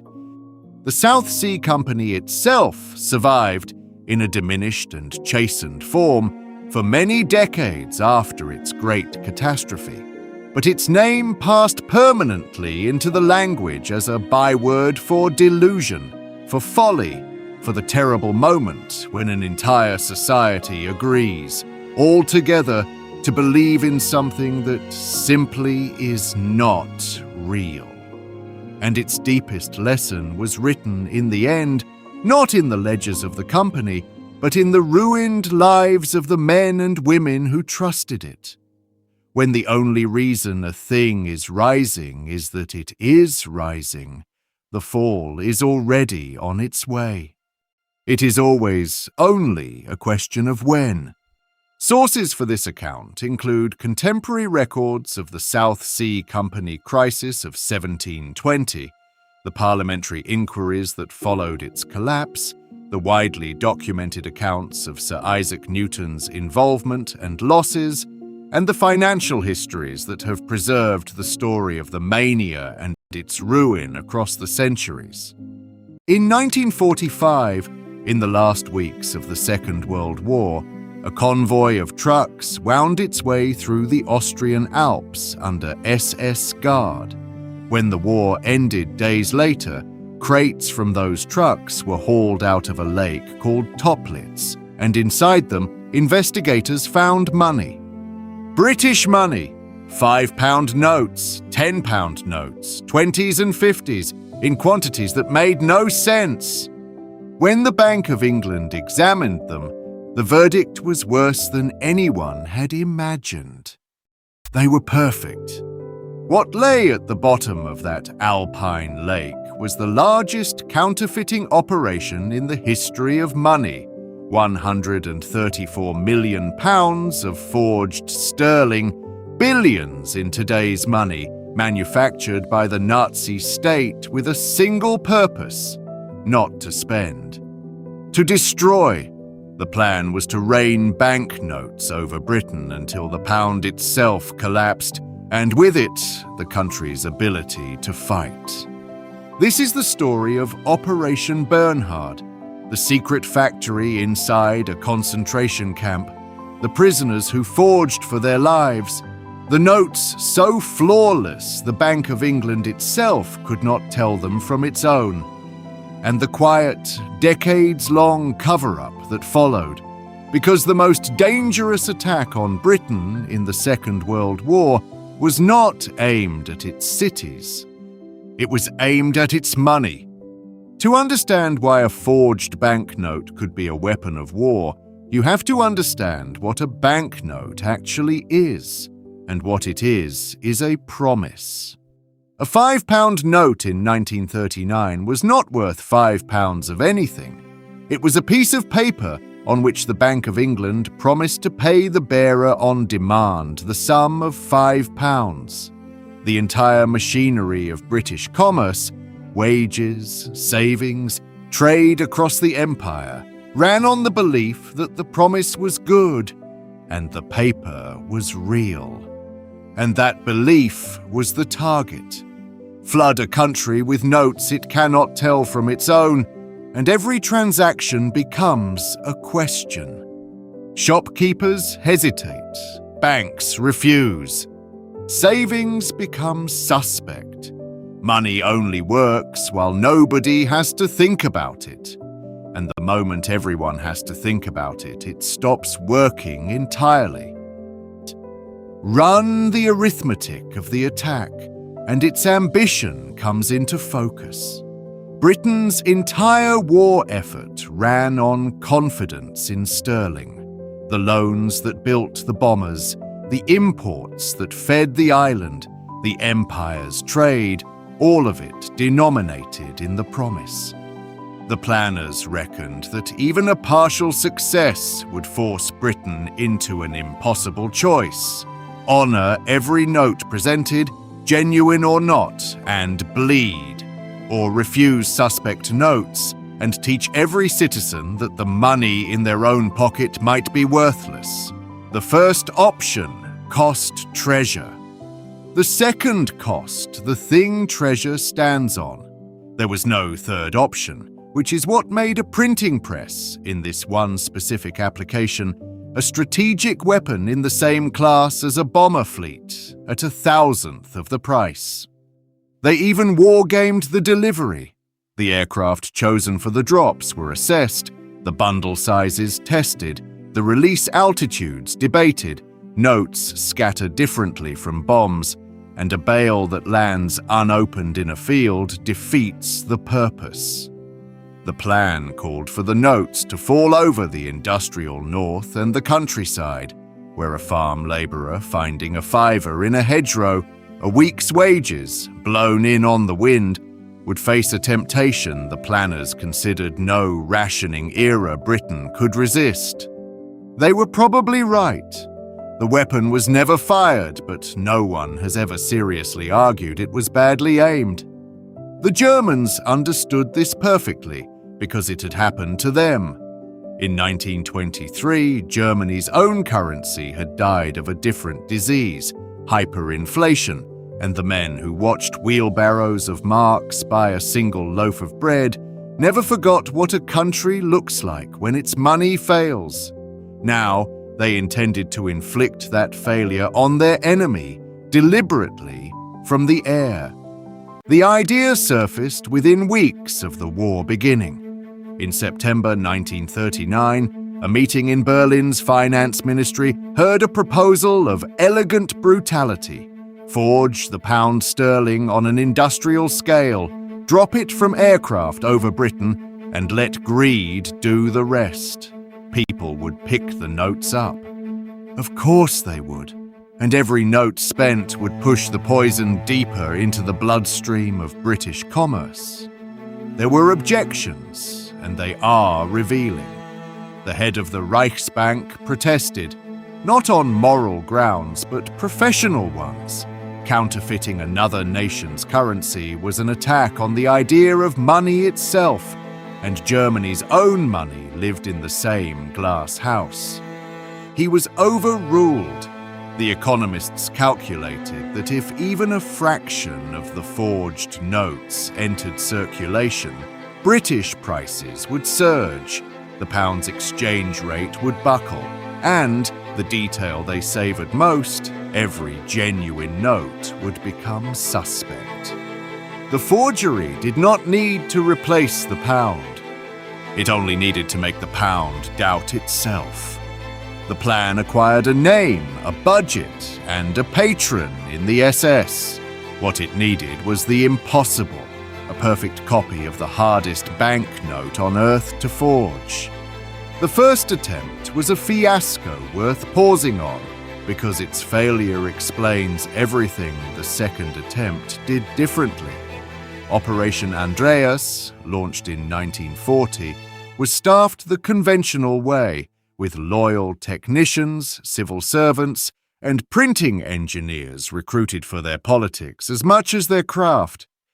They worked for 2 years in a Berlin workshop, and they produced notes that were good. Good was worthless.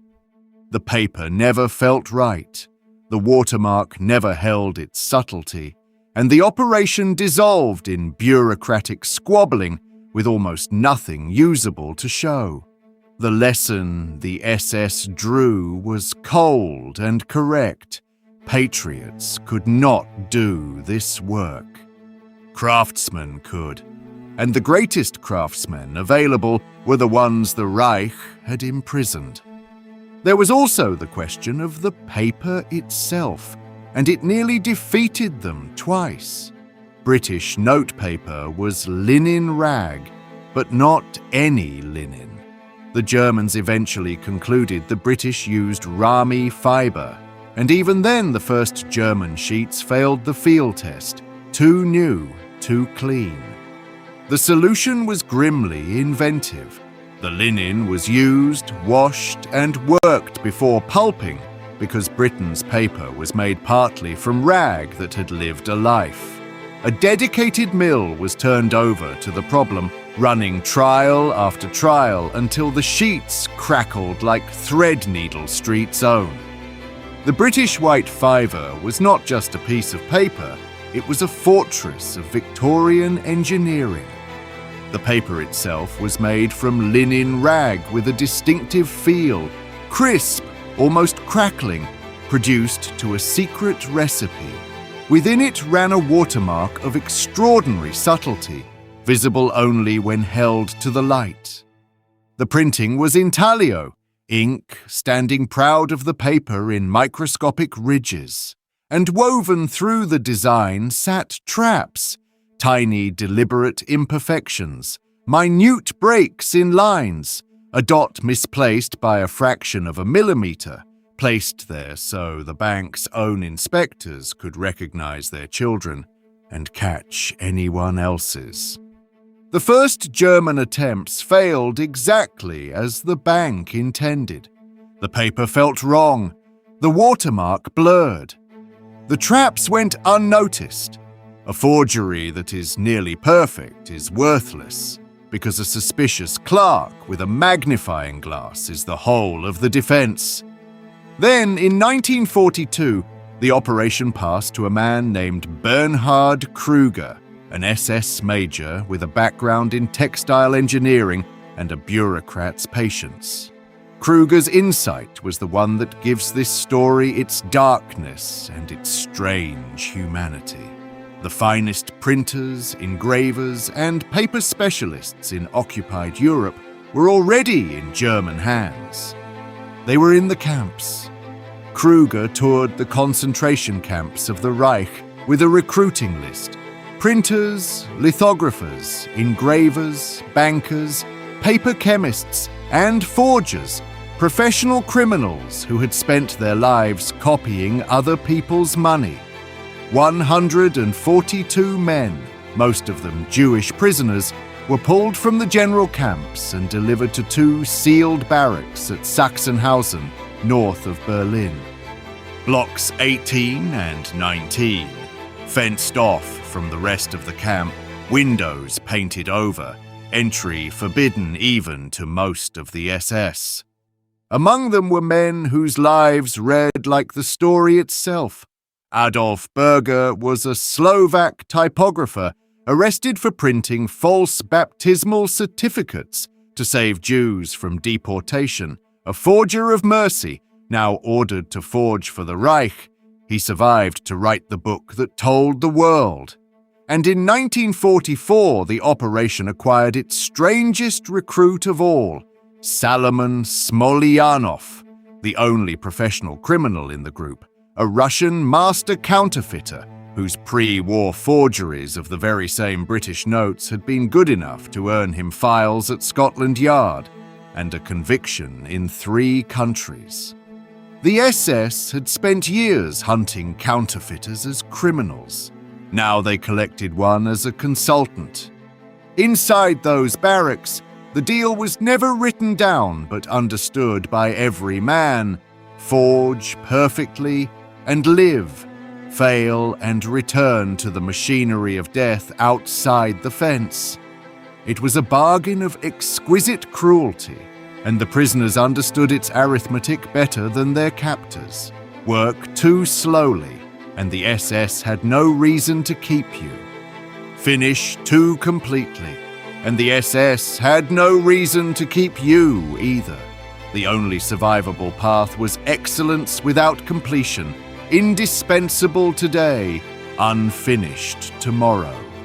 Some of the men, Berger among them, later admitted to quiet sabotage at the margins. A delayed batch here, a technical difficulty carefully overstated there. Stretching the work was not laziness. It was the only clock they controlled. The prisoners of Block 19 solved the unsolvable piece by piece. The linen paper was reverse-engineered down to its rag content and its feel. The watermark took months of trial. The solution required rebuilding the paper molds themselves. The intaglio plates were engraved by hand, line by line, under magnification. And the traps, the bank's secret imperfections, were found, catalogued and faithfully copied, every deliberate flaw reproduced as lovingly as the design itself. Then came the aging. New money is suspicious money. So the prisoners dirtied their perfect notes, crumpled them, walked on them, passed them hand to hand around the barracks, pinned them through with bank pins as British clerks did, and penciled sums in the margins. The final touch was a masterpiece of psychology. The forgers sorted their own output into grades, the flawless notes reserved for the most dangerous work, the slightly imperfect for ordinary spending, and the failures burned. By 1943, the factory inside Block 19 was running like a mint. At its peak, it produced as many as 650,000 notes a month. Over its lifetime, Operation Bernhard printed roughly 9 million notes, £134 million. To measure that, it approached 10% of all the sterling banknotes then in circulation. The test came in 1943, and it remains one of the most audacious moments in the history of forgery. The Germans needed to know, would the notes survive expert inspection? So an agent walked into a Swiss bank with a bundle of Bernhard fivers and asked, with a straight face, for them to be checked. He had doubts, he said, about their authenticity. The Swiss examined them and pronounced them genuine. Not satisfied, the Germans pushed further. The notes were sent on for the Bank of England's own opinion. The bank looked at the finest forgeries ever made of its own currency and certified them as real. And yet the bombers never came. The original vision, blizzards of bank notes drifting down over English towns, died quietly for the most practical of reasons. By the time the notes were perfect, the Luftwaffe no longer commanded British skies. A weapon designed to fall from aircraft had outlived the aircraft. So the money found other work, and this is where the operation turned from a weapon into a machine. The SS began spending it. Forged sterling paid for intelligence networks across occupied Europe. It bought weapons, paid informants, and helped fund the commando raid that lifted Mussolini off his mountain prison in 1943. It flowed through money changers in Lisbon, Istanbul, Zurich, and Stockholm, wherever neutral markets asked no questions. The distribution itself became an industry with its own strange aristocracy. Its master was a Bavarian businessman named Friedrich Schwend, a money launderer of genius who ran the operation like a franchise from a requisitioned castle in northern Italy. Schwend's network of agents and sub-agents, smugglers, diplomats, black market brokers across a dozen countries, moved the forged notes into circulation and took their cut in real money. He was paid a third of the face value of everything he laundered. His salesmen carried sterling in false-bottomed suitcases across every neutral border in Europe. At the height of the operation, the SS was, in effect, running the largest money laundering business in history, with a criminal's commission structure and a government's printing press. Consider what Schwend's franchise actually was, because nothing like it has existed before or since. Sellers moved notes down a hierarchy of distributors, each layer buying sterling at a deeper discount and selling it up the chain closer to face value, the margin structure of a smuggling cartel applied to the currency of the enemy. Payment to the network came in genuine money, goods, gold, jewels, anything real. The SS was, quite literally, converting fiction into fact. Paper that cost pennies to print, exchanged across Europe for actual trucks, actual weapons, actual gold. Seen coldly, Operation Bernhard's second life was one of the most profitable business operations of the war. Profits conjured from a printing press and other people's belief. And notes flowed to stranger places still. Partisans in the Balkans were bought off with forged pounds. Border guards were bribed with them. There are accounts of the money being used to fund escape lines for Nazi officials as the war turned, the forgeries that had been made to destroy Britain, ending their war, smuggling their makers' colleagues to safety. The most famous German spy of the war, a valet inside the British embassy in Ankara, codenamed Cicero, photographed British secrets and was paid some £300,000 for them. Almost every note of it was forged. The Germans paid their greatest spy in their own fake money and never told him. By 1944, Bernhard notes were so widespread in the Mediterranean that black market traders in some cities quoted two prices for sterling, one for notes above suspicion and a discount for notes that might have passed through German hands. The pound's reputation, the promise printed on every note, was being quietly poisoned, exactly as the planners had intended, just more slowly and less visibly than a blizzard from the sky. London knew something was wrong. Warnings had reached the Bank of England within weeks of the war starting. The first tip came from a source in Switzerland, before the operation had printed a single usable note. For years afterwards, the danger remained theoretical. Rumours, fragments, the occasional clumsy fake. Then, in 1943, a note came home to roost in the most ordinary way imaginable, a British bank, processing a deposit that traced back through a neutral country, flagged a fiver whose serial number told an impossible story. The bank's ledgers showed that note number already accounted for. Two identical serial numbers meant one thing. Somewhere, someone was printing pounds so well that only the bookkeeping could catch them.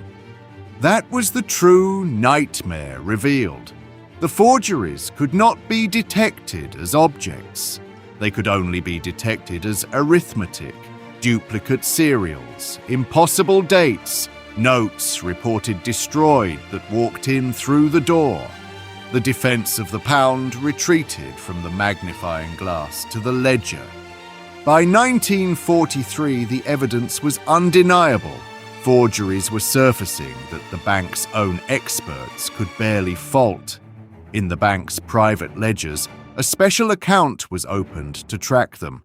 The staff who maintained it called the entries by a deliberately bland name, the German Notes, and the account was one of the most closely guarded secrets in Threadneedle Street.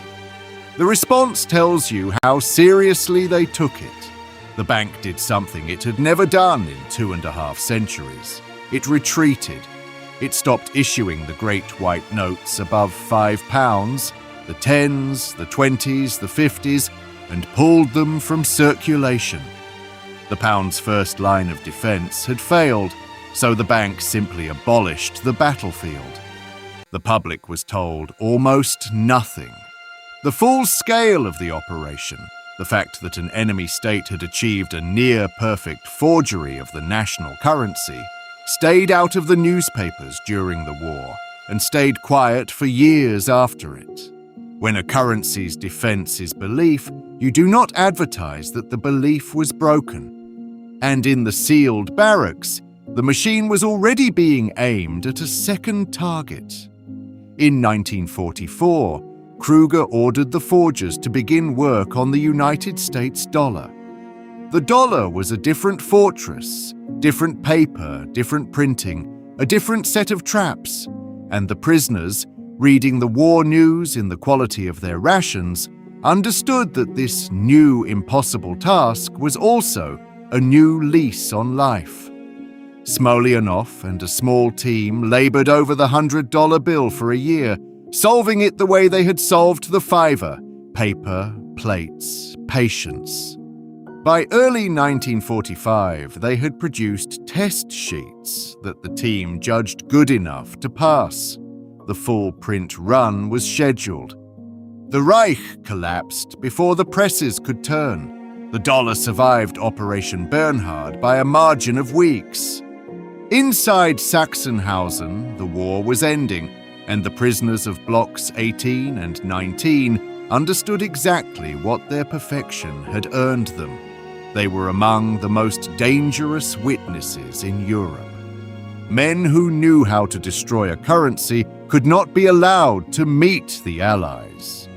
In the spring of 1945, the operation was dismantled, the plates and papers crated, and the forgers loaded onto transports south, bound, they were certain, for execution. What saved them was the machinery of collapse itself. The Reich was disintegrating faster than its own orders could travel. Guards deserted. Transports stalled on broken railways. At the last camp, deep in Austria, the men assigned to liquidate the forgers ran out of time and ran for their own lives. In May 1945, American soldiers found the men of Operation Bernhard alive. Nearly every one of the 142 had survived the war inside the most secret room of the Reich. The evidence went into the lake. Crates of notes, plates, and records were sunk in Lake Toplitz, deep in the Austrian Alps, a lake chosen with care. Over 100 meters deep, its lower waters starved of oxygen, so that whatever sank would neither rot nor surface. The lake kept its secret badly, and everyone who went looking found more story than treasure. In 1959, the German magazine Stern quietly funded a diving expedition. Out of the black water came 15 crates of sodden, perfect fivers, and something far more dangerous, the operation's own ledgers, sodden but legible, recording serial runs and transactions, naming names that several comfortably living ex-SS men very much preferred unnamed. The magazine's scoop rattled half of Europe, and the whispers began that other crates held other lists. The lake began to collect legends and then bodies. In 1963, a 19-year-old diver on an unauthorized treasure hunt died in the dark water. The expedition behind it traced back to men with wartime pasts, and Austria banned diving in Toplitz outright. The bans never quite held. Decade after decade, the expeditions returned. Sonar sweeps, submersibles, television-funded searches. In 2000, an American team with a research submarine spent weeks on the bottom and came up with more crates of notes, the paper preserved almost perfectly by the lake's oxygen-starved depths, as if the operation had closed the day before. Treasure hunters still petition to dive it today, chasing gold that was never there. The paper was the treasure, and the paper was the weapon. The notes that never sank had their own strange afterlife. For years after the war, Bernhard fivers kept surfacing in the world's money, in bank deposits, in market stalls, in bureaux de change from Cairo to Buenos Aires, and the Bank of England quietly absorbed the blow, withdrawing suspect notes as they appeared and destroying them unwilling to punish whoever happened to be holding the parcel when the music stopped. A few specimens were kept, catalogued, and locked away. Today they sit in the bank's own museum, the finest forgeries ever made, preserved by their victim as a professional compliment. And the men walked into their endings. Kruger passed through 2 post-war tribunals, and at both, the testimony that shielded him came from his own former prisoners, men with every reason to hate the SS, telling the plain truth that his factory had been the reason they lived. Whatever one makes of that arithmetic, the tribunals accepted it. He gave a single television interview late in life, unrepentant and precise, the bureaucrat to the end. The fates of the men complete the ledger. Friedrich Schwend, the money launderer, slipped to South America and ran his talents for hire for decades before dying poor. The middleman's fortune, like his merchandise, proved counterfeit. Bernhard Kruger, the operation's architect, was held, questioned, and never prosecuted. Counterfeiting an enemy's currency in wartime, it turned out, fitted no article of the war crimes charters, and several of his former prisoners testified, truthfully, that his factory had kept them alive. He died in 1989, having spent part of his later career with no apparent sense of irony working for a paper company. Salomon Smolyanov, the master forger, emigrated to South America and finished his days making toys. And Adolf Berger spent half a century telling the story. His memoir became the Austrian film The Counterfeiters, which in 2008 won the Academy Award for Best Foreign Language Film and put Block 19 on the world's screens. Count the cost, and the strange verdict of Operation Bernhard emerges. As a weapon, it failed. The pound did not collapse, and the blizzard of banknotes never fell. As a forgery, it was the most successful in history. 9 million notes pronounced genuine by their own victim. And as an attack on trust, it left a mark that outlasted the war by a generation.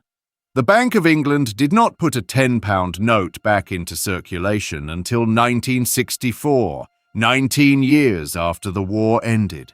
For 2 decades, the largest banknote in Britain was the fiver, and the reason lay at the bottom of an Austrian lake. The white fiver itself, the elegant Victorian promise that had circulated for generations, was retired in 1957, replaced by a smaller, more defensible design. The forgers of Block 19 had not destroyed the pound. They had destroyed the pound's innocence. And here is the uncomfortable mirror that completes the story. Britain knew this weapon intimately because Britain had used it.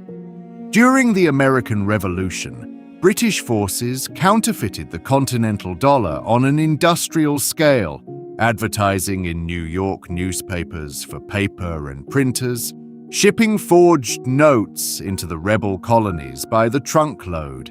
The Continental collapsed. Not worth a Continental entered the language. And though bad rebel finance did most of the killing, London's forgeries helped dig the grave. A century before that, revolutionary France's assignats were forged from British soil with the government's knowledge. Napoleon, in his turn, forged Russian rubles and Austrian notes for his campaigns. Currency warfare was not a Nazi invention. It is as old as paper money itself, a standing temptation for any power at war with a country whose money is made of promises. What Operation Bernhard added was only scale and perfection. The first time the weapon was built on a production line aimed at the strongest currency on Earth, and made so well that the victim certified the ammunition. The Bank of England understood that mirror perfectly. which may be the deepest reason the whole affair stayed so quiet for so long. There are attacks a central bank does not discuss, partly because discussing them teaches the method, and partly because the method has old fingerprints on it. So, what does Operation Bernhard teach, nearly a century on? That money is a promise, and promises can be attacked. That the real defense of a currency was never the watermark or the paper, those were copied, but the willingness of its institutions to retreat, adapt, and absorb the blow in silence. That the same machinery can print value or destroy it, depending only on whose hands hold the plates, and that the most effective financial weapons are the ones nobody sees working. The pound was under industrial attack for 5 years, and the quietness of the defense was the defense. Every banknote in your pocket still carries the same promise the white fiver carried. It works because you never have to think about it. In 1945, at the bottom of an alpine lake, lay 134 million reasons to think about it. Sources for this account include the Bank of England's released wartime records on forgery, post-war interrogation records, the published memoir of Sachsenhausen forger Adolf Berger, the recovered Toplitz ledgers and expedition records, and the documented history of the Schwend distribution network.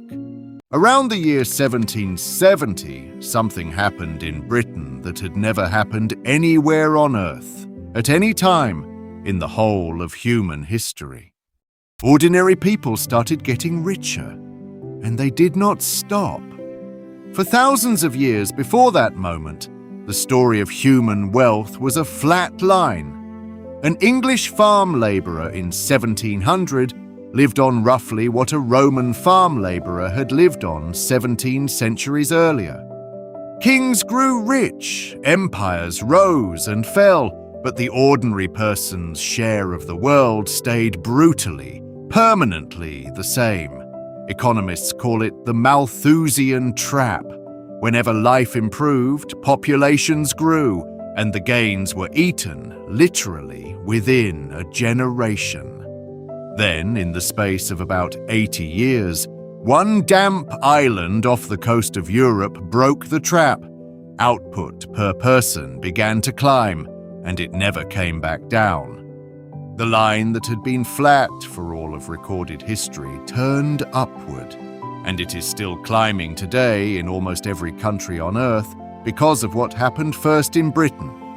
This is the story of the Industrial Revolution, but not the version with the memorized list of inventions. This is the story of the money machine underneath it, where the capital came from, who paid for the factories, why it happened in Britain and not France or China, and what it cost the first generation who lived through it. Because the spinning jenny did not build modern wealth. The machine that financed the spinning jenny did. Start with the question that historians have argued about for 2 centuries. Why Britain? In 1700, Britain was not the obvious candidate. China was richer overall. France had 3 times the population. The Dutch had better banks. India produced the world's finest textiles. If you had asked a betting man in 1700 where the future of wealth lay, Britain would have been an outside chance at best. But Britain had assembled, mostly by accident, a very specific set of parts, and the machine only works when every part is present at once. The first part was cheap energy sitting under the ground. Britain had coal, vast amounts of it, close to the surface, close to rivers, close to ports. And because British forests had been cut down for centuries, wood was expensive, which forced the country onto coal early.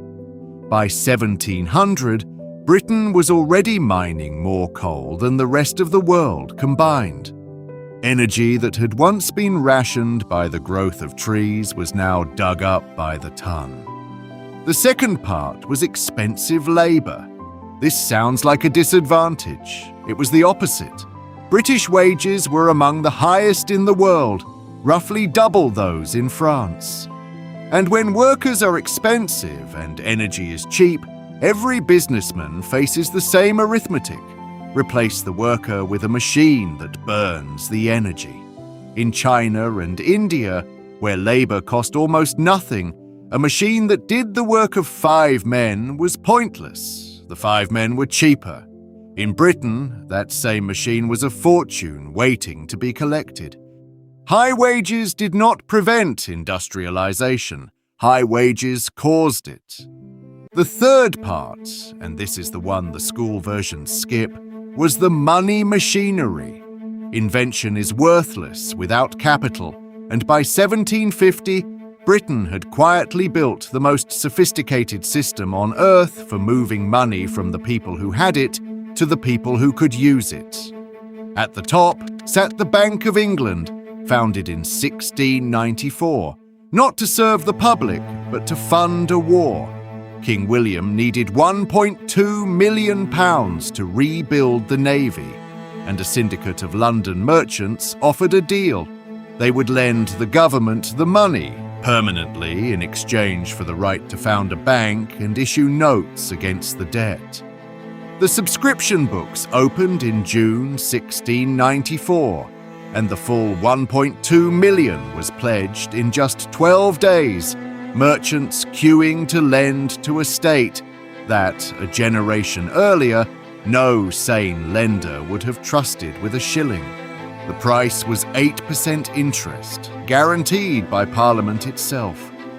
The national debt and the National Bank were born in the same transaction, and between them they gave Britain something no rival possessed: the ability to borrow enormous sums, cheaply for decades at a time, because lenders trusted, after 1694, that Parliament would always honour the debt. And Parliament did, through every war of the next century, without a single default, even as the debt swelled to more than double the entire annual output of the economy by the end of the Napoleonic Wars. Compare France, where the Crown partially defaulted on its creditors again and again across the 18th century, tearing up its own paper whenever the arithmetic became inconvenient. French savers learned to hide their gold. British savers learned something entirely different. They learned to invest it. That trust trickled downward through the whole economy. Country banks multiplied from a dozen in 1750 to hundreds by 1800, taking in the savings of farmers and merchants and lending them to mill owners 50 miles away. Interest rates, which had been 10% in Elizabethan England, fell to 4 and 5%. Cheap money is quiet history. No one paints a picture of a falling interest rate. But every mill, every canal, every blast furnace of the coming revolution was built on borrowed money, and it was only buildable because borrowing had become cheap.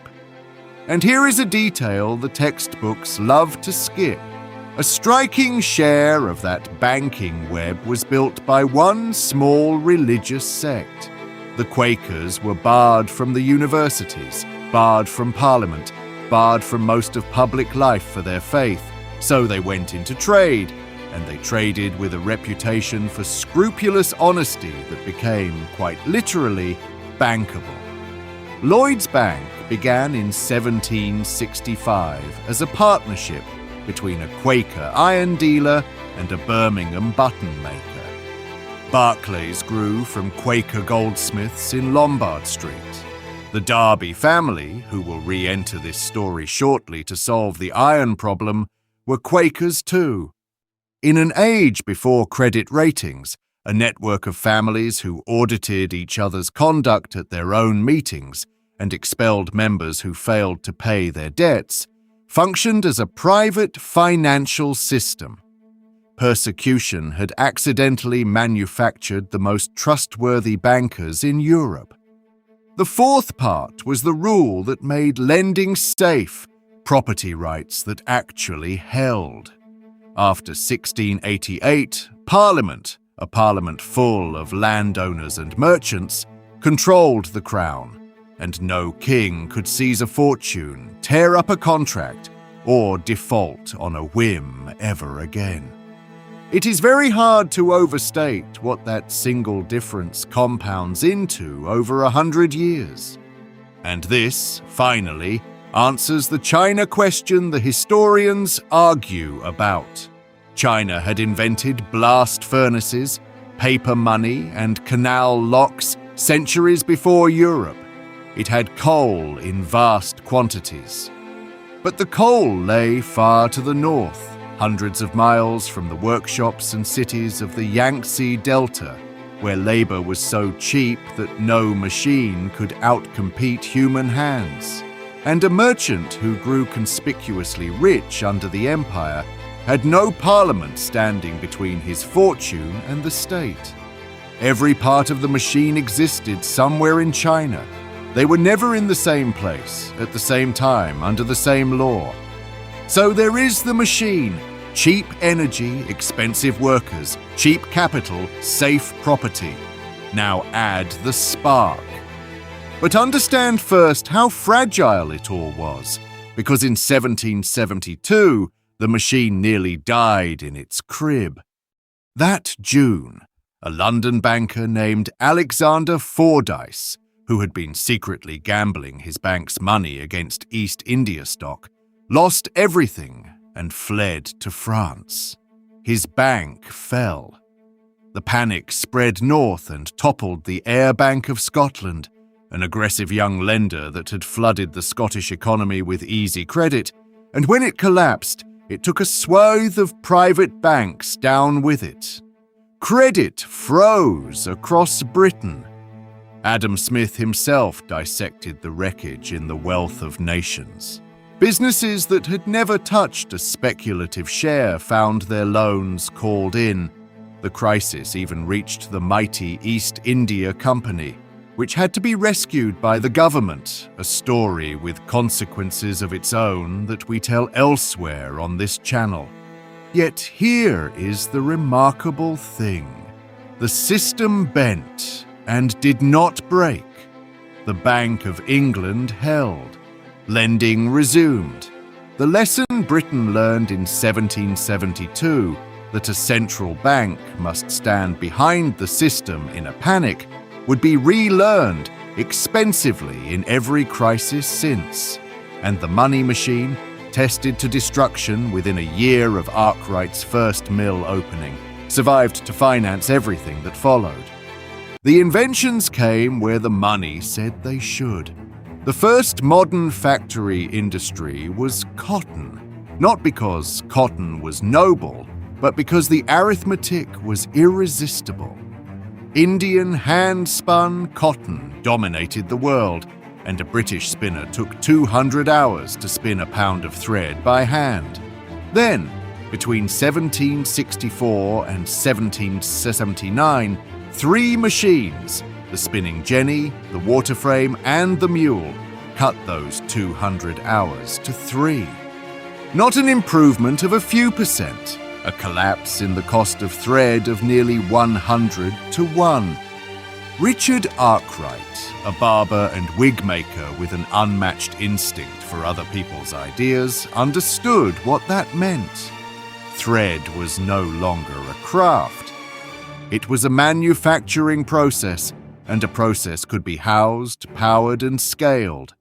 In 1771, at Cromford in Derbyshire, he built the thing the modern world descends from, a 5-story water-powered mill running day and night, 300 workers in shifts, machines that never slept.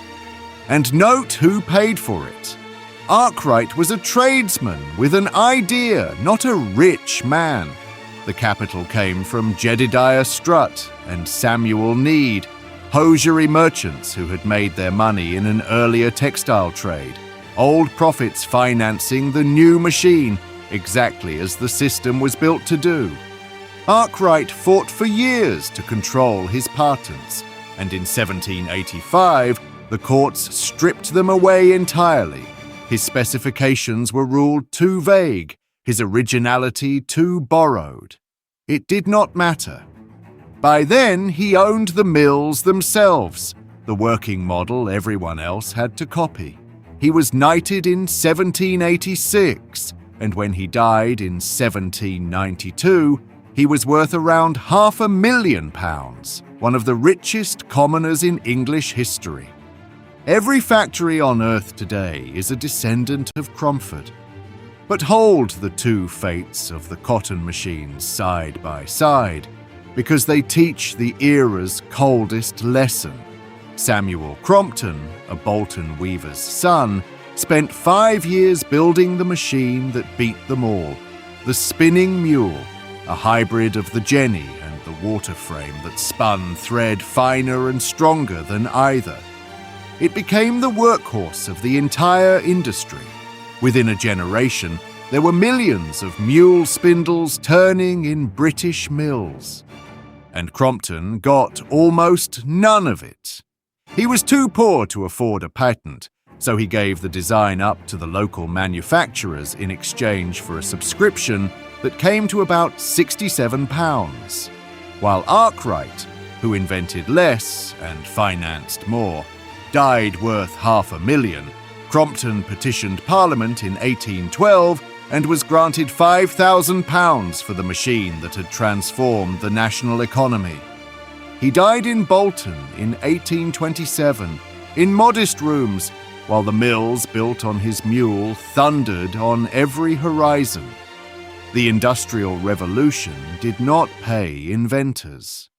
It paid owners. Britain understood precisely what it possessed. Exporting textile machinery was banned.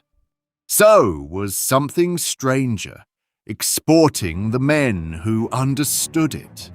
Skilled textile workers were legally forbidden to emigrate because the machine's secrets lived in their heads, which brings us to one of the most consequential thefts in economic history.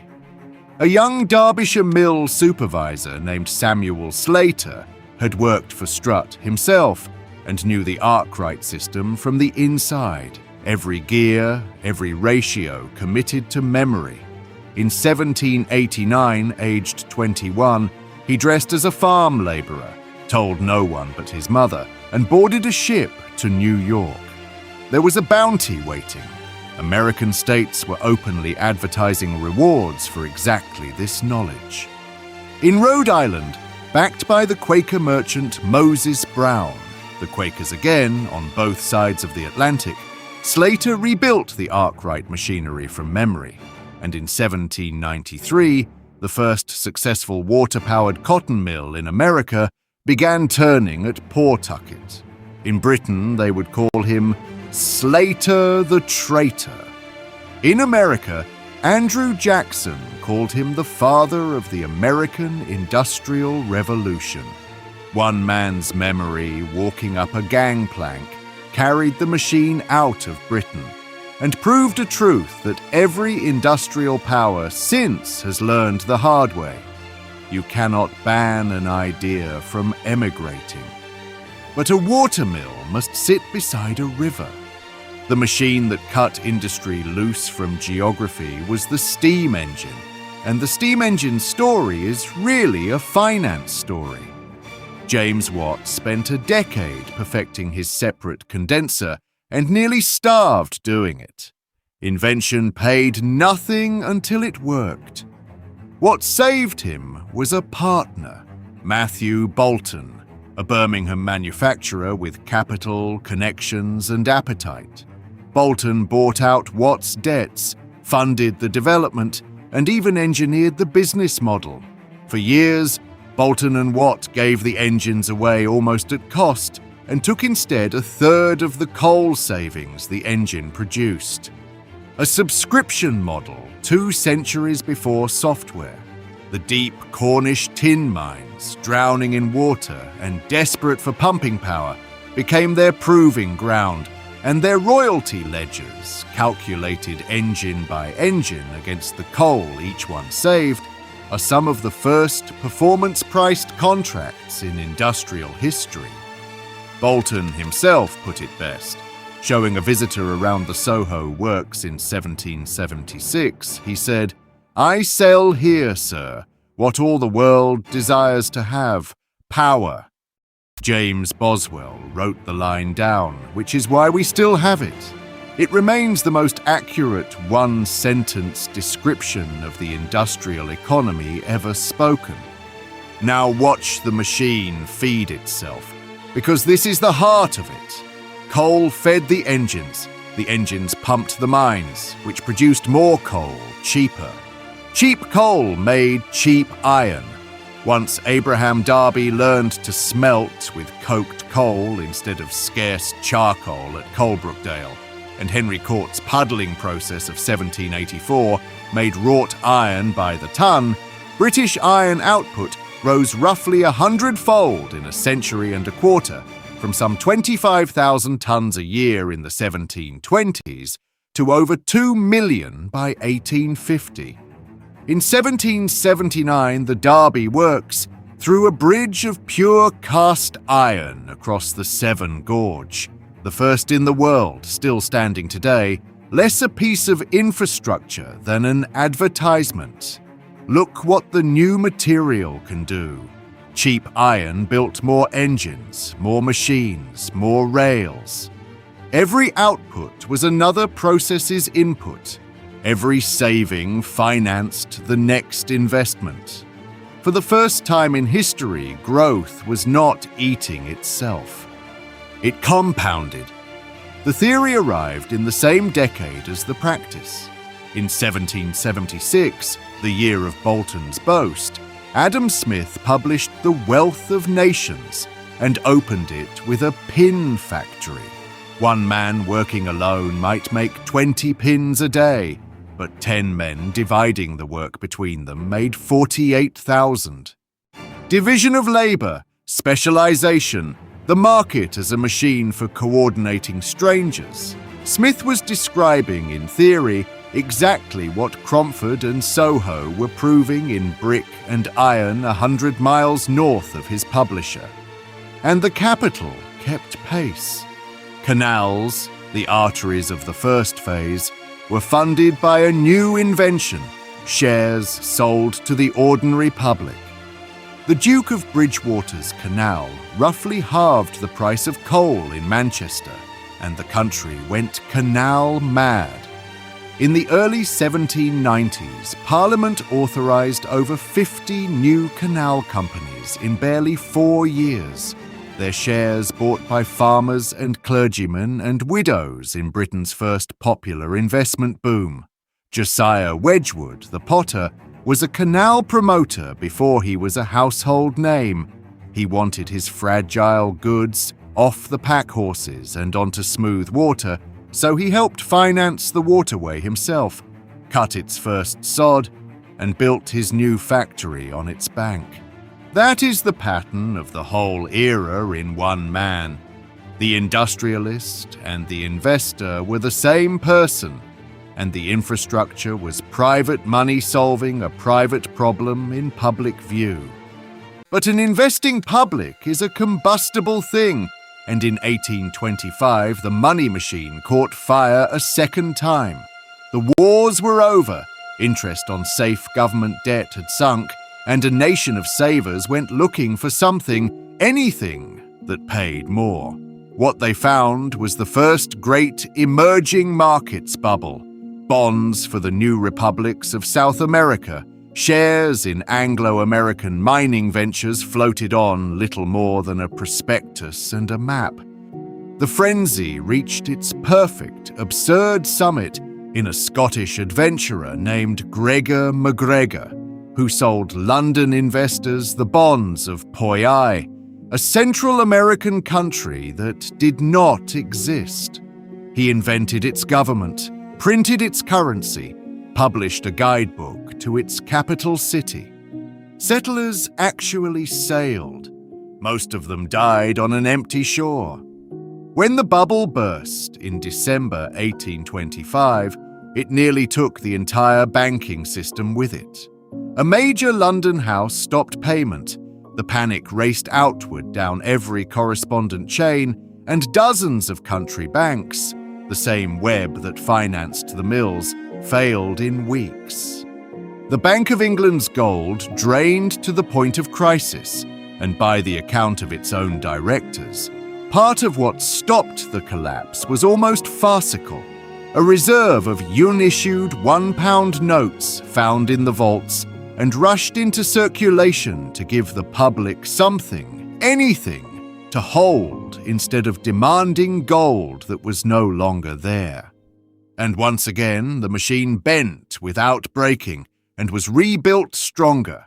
Parliament answered 1825 by legalising joint stock banks outside London, replacing fragile six-partner country banks with institutions big enough to survive a panic. And in 1844, the Bank Charter Act chained the note issue to gold itself. Each crisis taught the system another rule. That is worth noticing. The British money machine was not designed. It was debugged, panic by panic, over a century and a half, into the thing the whole world eventually copied. Then, in the 1840s, the railways repeated the trick at 10 times the scale. In the railway mania, Britain invested more private money in 2 decades than the entire cost of the Napoleonic Wars, nearly all of it raised from ordinary savers through the London and provincial exchanges. That mania is a story of its own, a bubble bigger than most people realize, and we tell it properly in another video. No state plan. No royal decree. Millions of private decisions channeled through the money machinery built the century before. You can watch the whole transformation in a single city. In the early 1770s, when Arkwright was raising Cromford, Manchester was a market town of about 25,000 people. By 1851, it held over 300,000, a 12-fold explosion in a single long lifetime, and the world had started calling it Cottonopolis. Its exchange, where the cotton men met to trade, grew into one of the largest trading floors on earth. The prices agreed their set wages in Bombay and picking schedules in Alabama. A town that had been nothing particular in 1770 was, 80 years later, quoting the price of the world's clothing. No city had ever grown like that before. Every industrial boom town since, Chicago, Osaka, Shenzhen, has been a repeat of Manchester.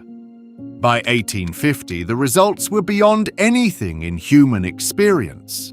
Britain, with 2% of the world's population, was producing half the world's iron, half its cotton cloth, and 2/3 of its coal.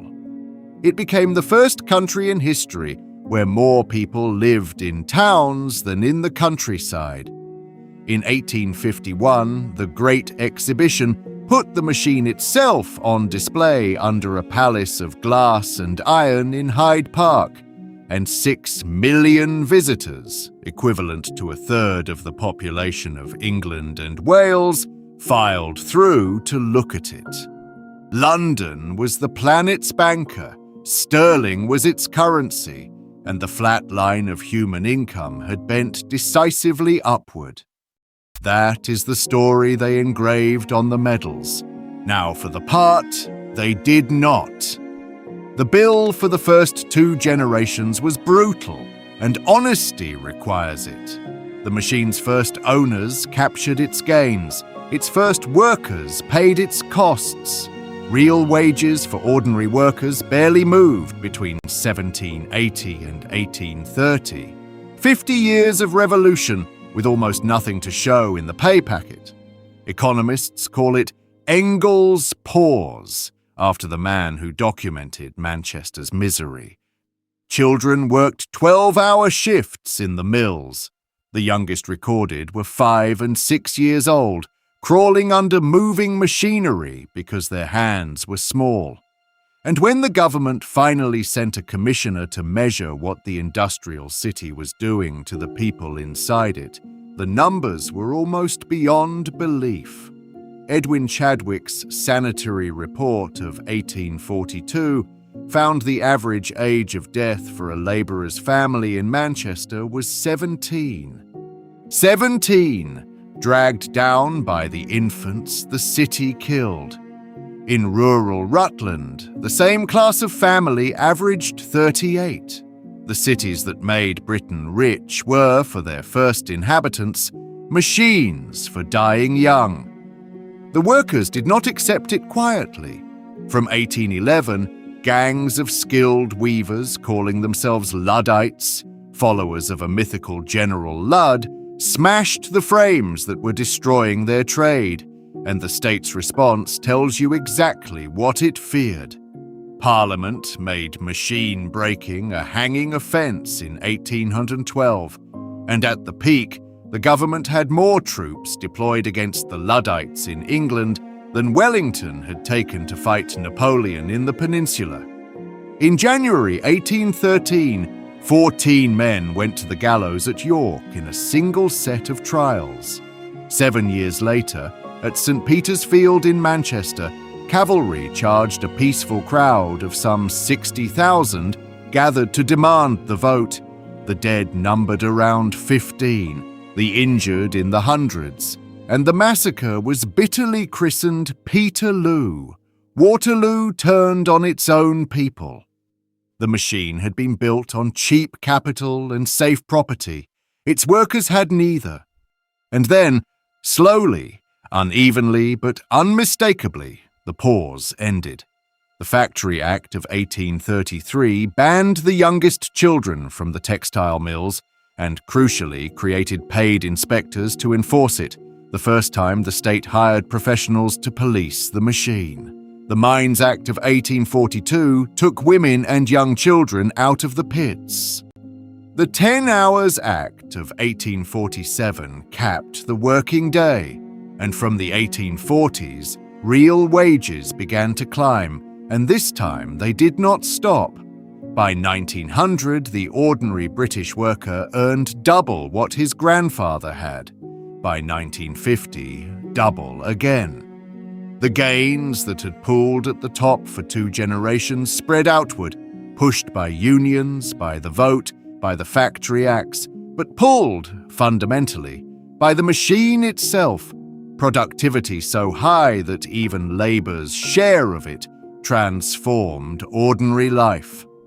The trap that had held every human society for 10,000 years was broken, first for Britain, then, as the machine was copied, for the world. So, what does the Industrial Revolution teach? The real version, the machinery version. That inventions follow incentives. Britain industrialized not because it was cleverer, but because it was the one place where wages, energy, and capital made machines profitable. That growth is a system, not an event. Energy, labor, capital, and law all present at once, any single part missing, and the machine never starts.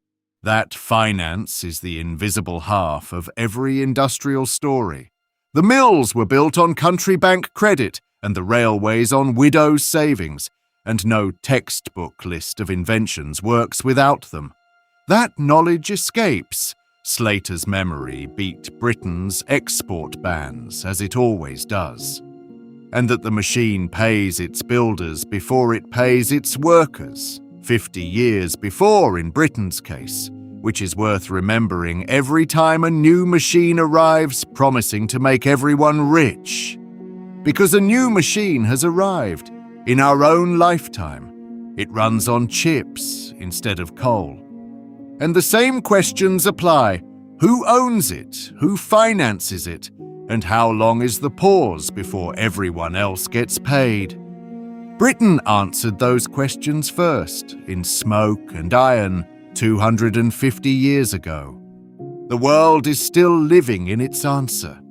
Sources for this account include the Bank of England's founding charter and subscription records, Edwin Chadwick's 1842 report on the sanitary condition of the labouring population, parliamentary papers on the Factory and Mines Acts, James Boswell's record of his 1776 visit to Soho, Adam Smith's Wealth of Nations, the Wage and Price series compiled by economic historians, and the business records of Bolton and Watt and the Cromford Mill.